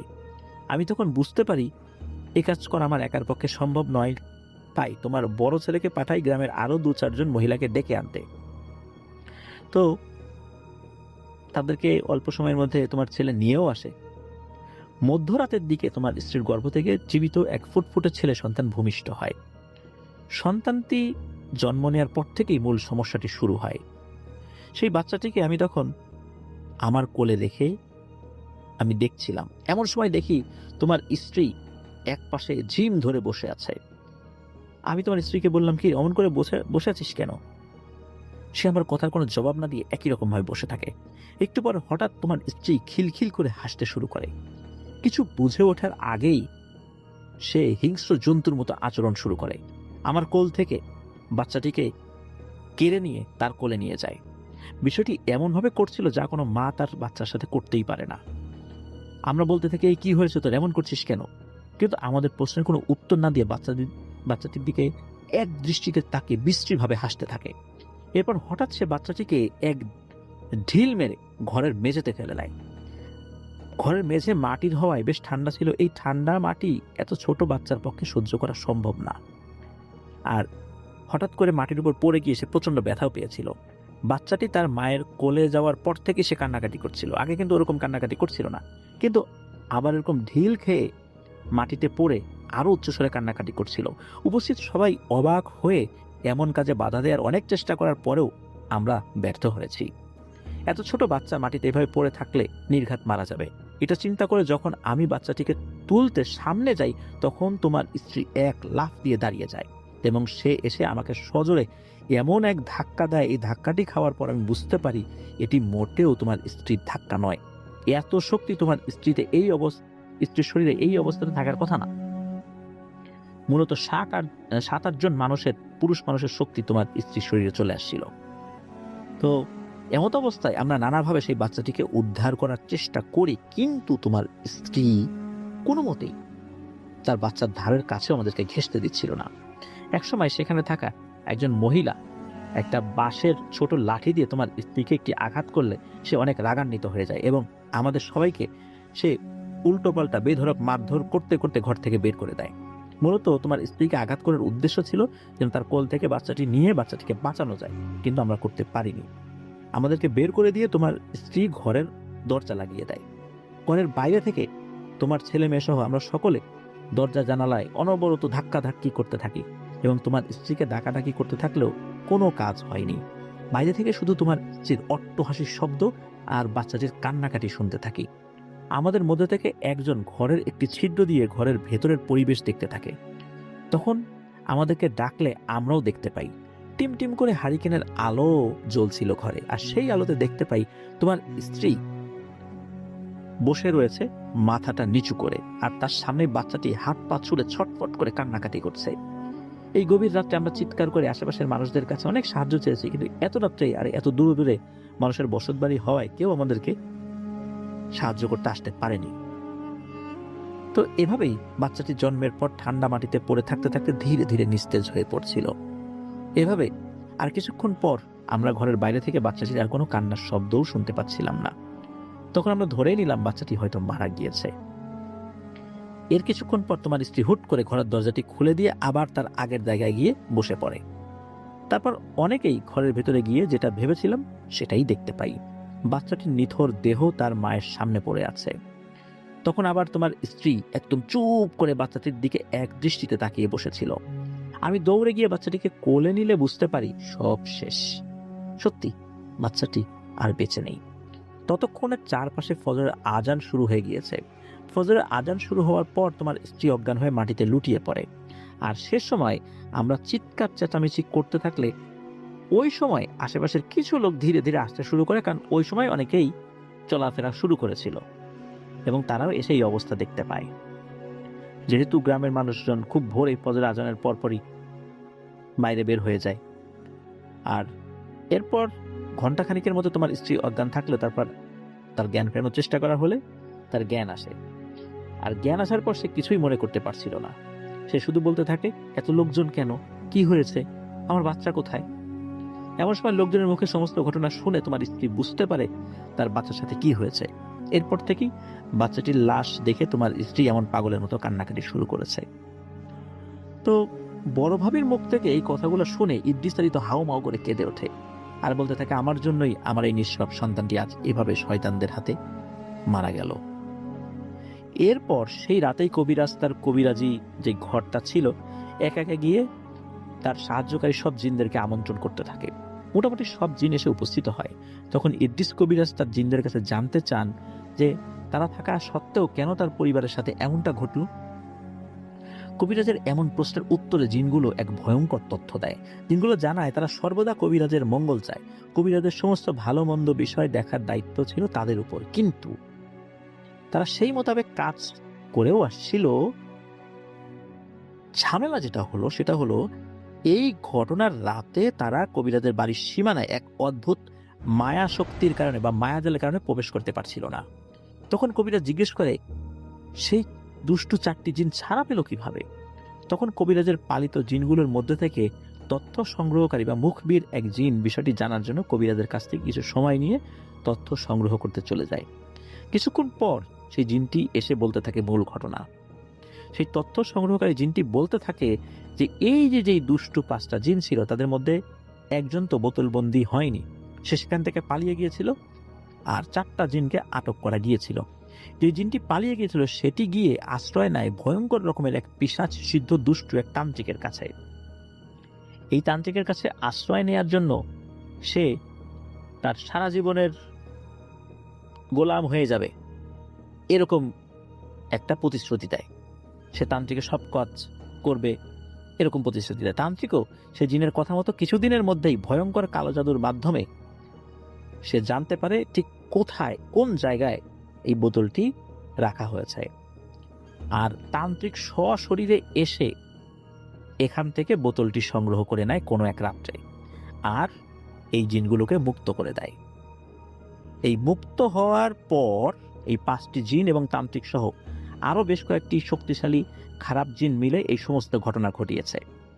তো তথ্য সংগ্রহকারী জিনটি মানে মুখবির জিনটি কবিরাজকে আরও বলেন যে ওনার আরও সাবধানতা অবলম্বন করা উচিত, মানে এই ইদ্রিস কবিরাজের আরও সাবধানতা অবলম্বন করা উচিত ছিল।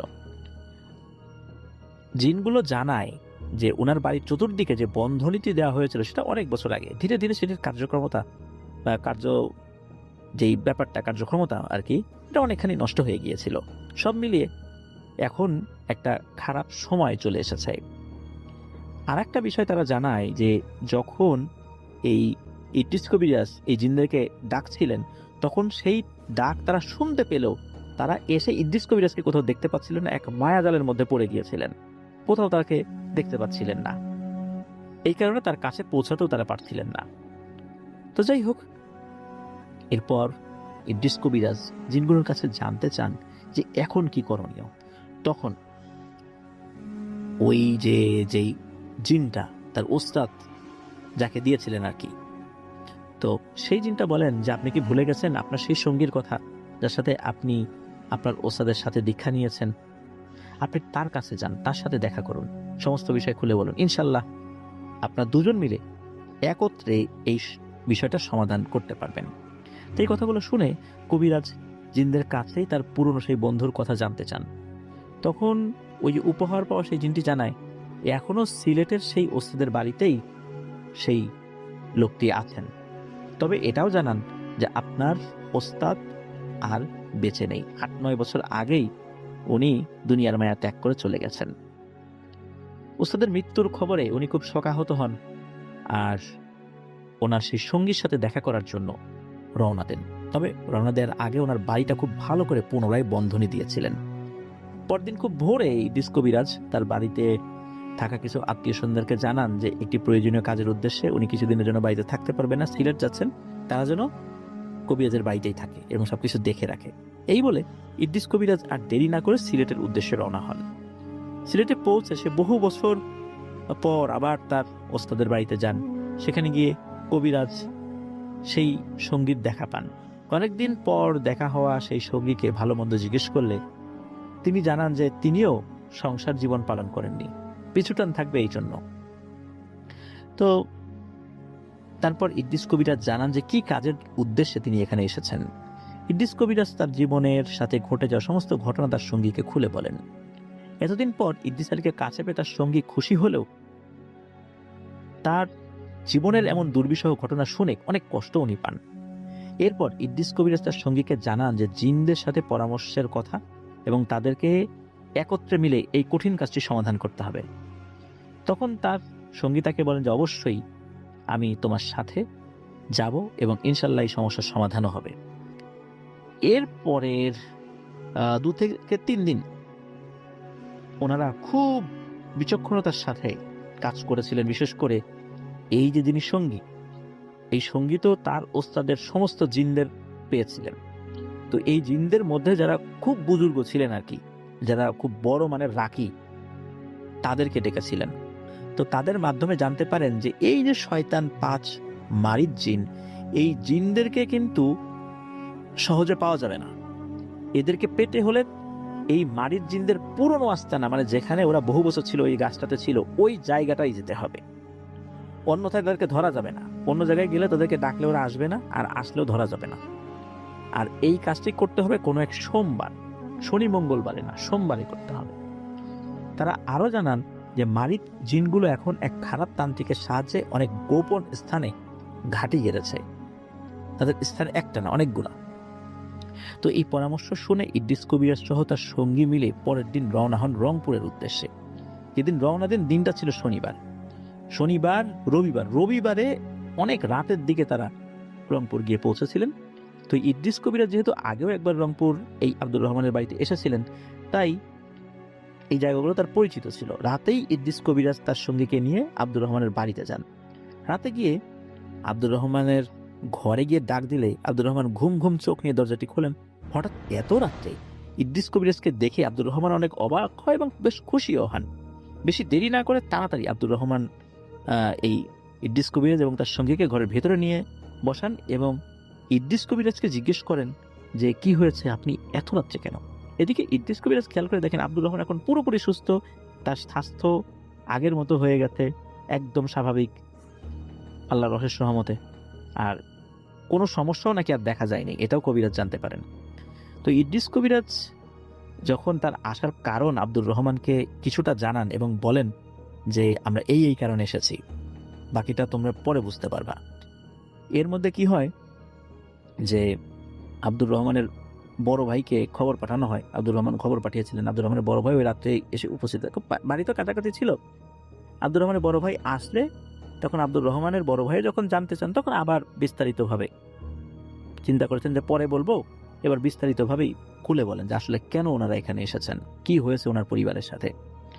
তো আব্দুর রহমান জানান যে ওইখানে তো ওই শেওড়া গাছটি নেই, ওটা তো সরিয়ে ফেলা হয়েছে। তখন বলেন যে ওই জায়গাটা তো আছে, ওই জায়গাতেই আমরা যাব।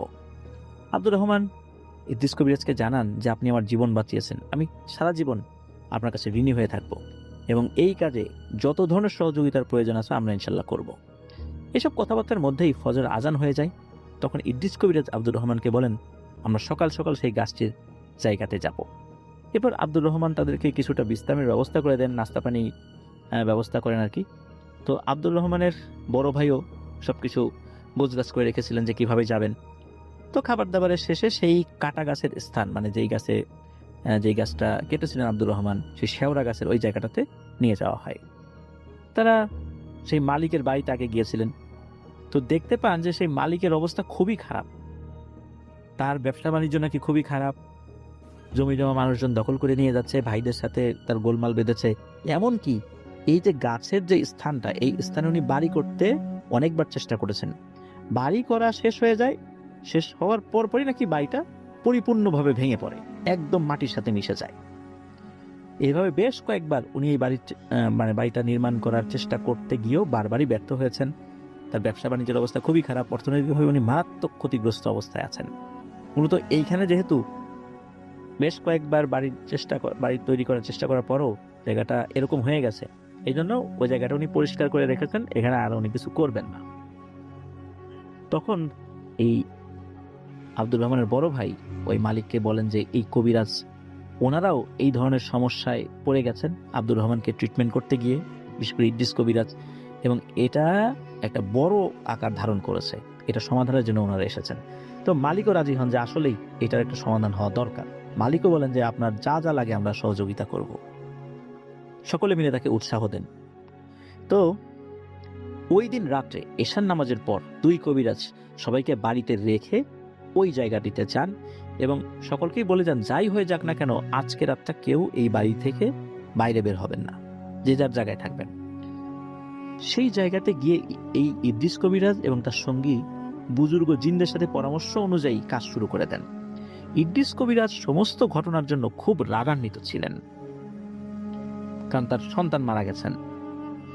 আর তার সঙ্গী অবশ্য বুঝতে পেরেছিলেন যে তার মেজাজ মর্জি খুব খারাপ, ওই জিনদের উপর তার মেজাজ খুব গরম, আর এখন ঠান্ডা মাথায় কাজ করতে হবে, একটু ভুলের জন্য হয়তো অনেক বড় ক্ষতি হয়ে যেতে পারে। এরপর শুরু হয়ে যায় সেই অদৃশ্য সত্তাদের হাজির করার প্রক্রিয়া। শুরুতে ইদ্রিস কবিরাজ ও তার সঙ্গী সেই গাছটির জায়গাতে গিয়ে দুজন কাটা গাছটির দুদিকে বসে পড়েন। সেই জায়গাতে শুধু ইদ্রিস কবিরাজ এবং তার সঙ্গী দুজনেই গিয়েছিলেন। মানে ওই দিন বা ওই রাতের ওই সময় কিন্তু তাদের সাথে আর কারো আসার অনুমতি ছিল না। যাই হোক, এরপর সেই জায়গা থেকে ইদ্রিস কবিরাজের সঙ্গী এক মুঠ মাটি নিয়ে সেই মাটিতে একটা বিশেষ দোয়া পরে ফু দিয়ে সেটা ছুঁড়ে মারা শুরু করেন, আবার আগের জায়গাতেই। বেশ কয়েকবার এরকম পড়েন এবং তার সঙ্গী বলেছিলেন যে এই জিনিসটা টানে সেই 5টি দুষ্টু জিন আসতে বাধ্য, পৃথিবীর যেখানেই থাকুক না কেন। কথা মতো 7 বার এরকম ফু দিলে কিছুক্ষণের মধ্যেই সেই জায়গাটির পরিবেশ একেবারে নিশ্চুপ হয়ে যায়। মনে হচ্ছে ঝিঝি পোকাও তার ডাক দেয়া ভুলে গেছে। শুরু হয়ে যায় প্রচন্ড তুফান, মনে হচ্ছে আশেপাশের বাড়িঘর গাছপালা এই তুফানে উড়িয়ে নিয়ে চলে যাবে, কিন্তু এসব কিছুই হচ্ছিল না। ওনারা তো জানেন এগুলো সব মায়াজাল। এরই মাঝে হঠাৎ করে ওই 5টি জিন এক সারিতে এসে দাঁড়িয়ে যায় ঠিক ওই কাটা গাছের ওই জায়গাটাতে। জিনগুলো কিন্তু তখন তাদের শরীরের যেই অবয়ব ওই অবয়বেই এসেছিল। তো উপস্থিত হয়ে জিনগুলো ইদ্রিস কবিরাজকে তুচ্ছ তাচ্ছিল্য করে বিভিন্ন ধরনের উস্কানিমূলক কথা বলতে থাকে, কি রে কবিরাজ, আমাদেরকে চিনতে পারছিস? তুই নাকি অনেক বড় কবিরাজ, তাহলে বাঁচাতে পারলি না তোর বাচ্চাকে?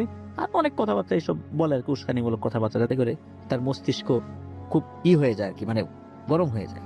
এদিকে ইদ্রিস কবিরাজ তার চোখের সামনে তার সন্তানের খুনিদেরকে দেখে মেজাজ হারালেন।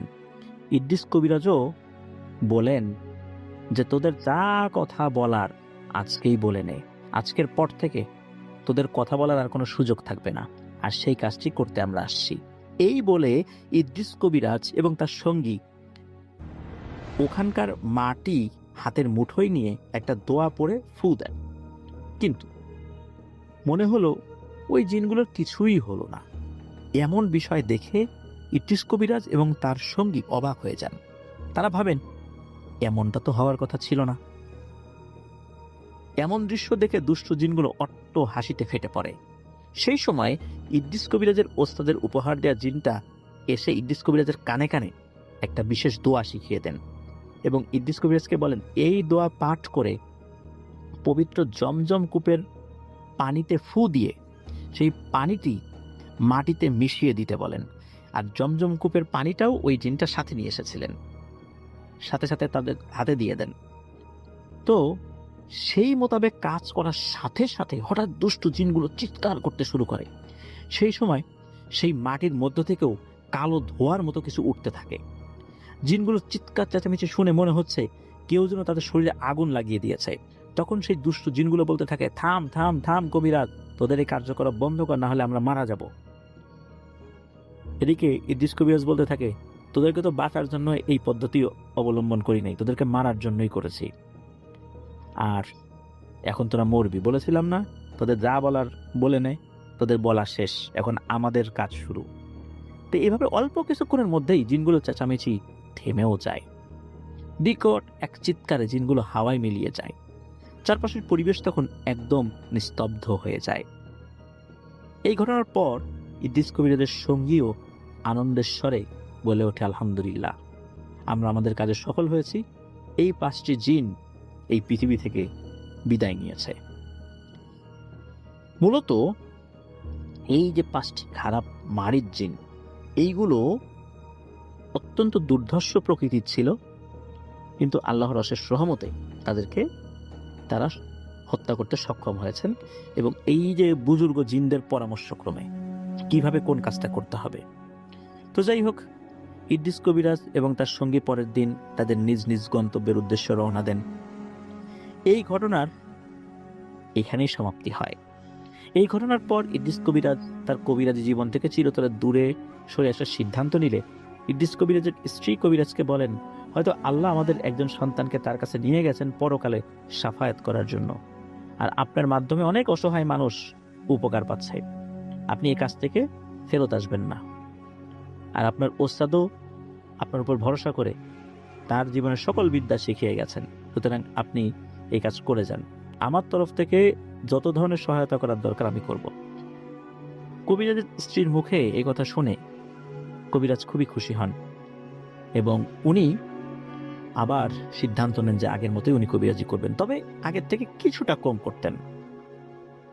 এরপরেও কিন্তু ইদ্রিস কবিরাজের আরো বেশ কয়েকজন সন্তানাদি হয়েছিল, তাদের সাথে আল্লাহর রহমতে কোনো সমস্যা হয়নি। তো ইদ্রিস কবিরাজ এখন বেঁচে নেই, সেই নানুও এখন বেঁচে নেই, কিন্তু তাদের সন্তানাদি এখনো আছেন। এভাবেই ইদ্রিস কবিরাজের এইরকম একটা ঘটনা মুখে মুখে মানুষের কাছে চলে এসেছে, সেটা আপনাদের ওয়ার্ল্ডের কাছেও এসেছে সিয়াম ভাইয়ের মাধ্যম দিয়ে। ধন্যবাদ জানাচ্ছি সিয়াম ভাইকে, এমন একটি ঘটনা দীর্ঘ সময় ধরে লিখে পাঠিয়েছেন। আর ইদ্রিস কবিরাজ উনি পৃথিবীতে নেই, আল্লাহ তাআলা তার ভুল ত্রুটি ক্ষমা করুন, জান্নাতের মেহমান হিসেবে কবুল করুন। প্রিয় লিসেনার্স, আজকের ফ্রাইডে স্পেশাল এপিসোডে আমরা দুটি ঘটনা দিয়ে সাজিয়েছিলাম। আশা করছি ঘটনা দুটি আপনাদের সকলের কাছে ভালো লেগেছে এবং ভয়ের শিহরণ জাগাতে সক্ষম হয়েছে ইনশাল্লাহ। যারা কবিরাজি করেন অনেক ঝুঁকি নিয়ে তারা করেন, অনেক অদৃশ্য শক্তির মোকাবেলা তাদেরকে করতে হয়। আল্লাহ তাআলা যদি গায়েবী মদত দিয়ে সহযোগিতা না করেন তাহলে তাদের বেঁচে থাকাটা বা তাদের পরিবারের বেঁচে থাকাটাও অনেক কঠিন হয়ে যায়। এরকম ঝুঁকি নিয়েই তারা কাজটি করেন। অনেক ভণ্ড কবিরাজও আছেন, তাদের কথা বলবো না, কিন্তু যারা সত্যিকার অর্থে মানুষের উপকারের জন্য কাজ করেন অনেক ত্যাগ স্বীকার করতে হয় এই জন্য।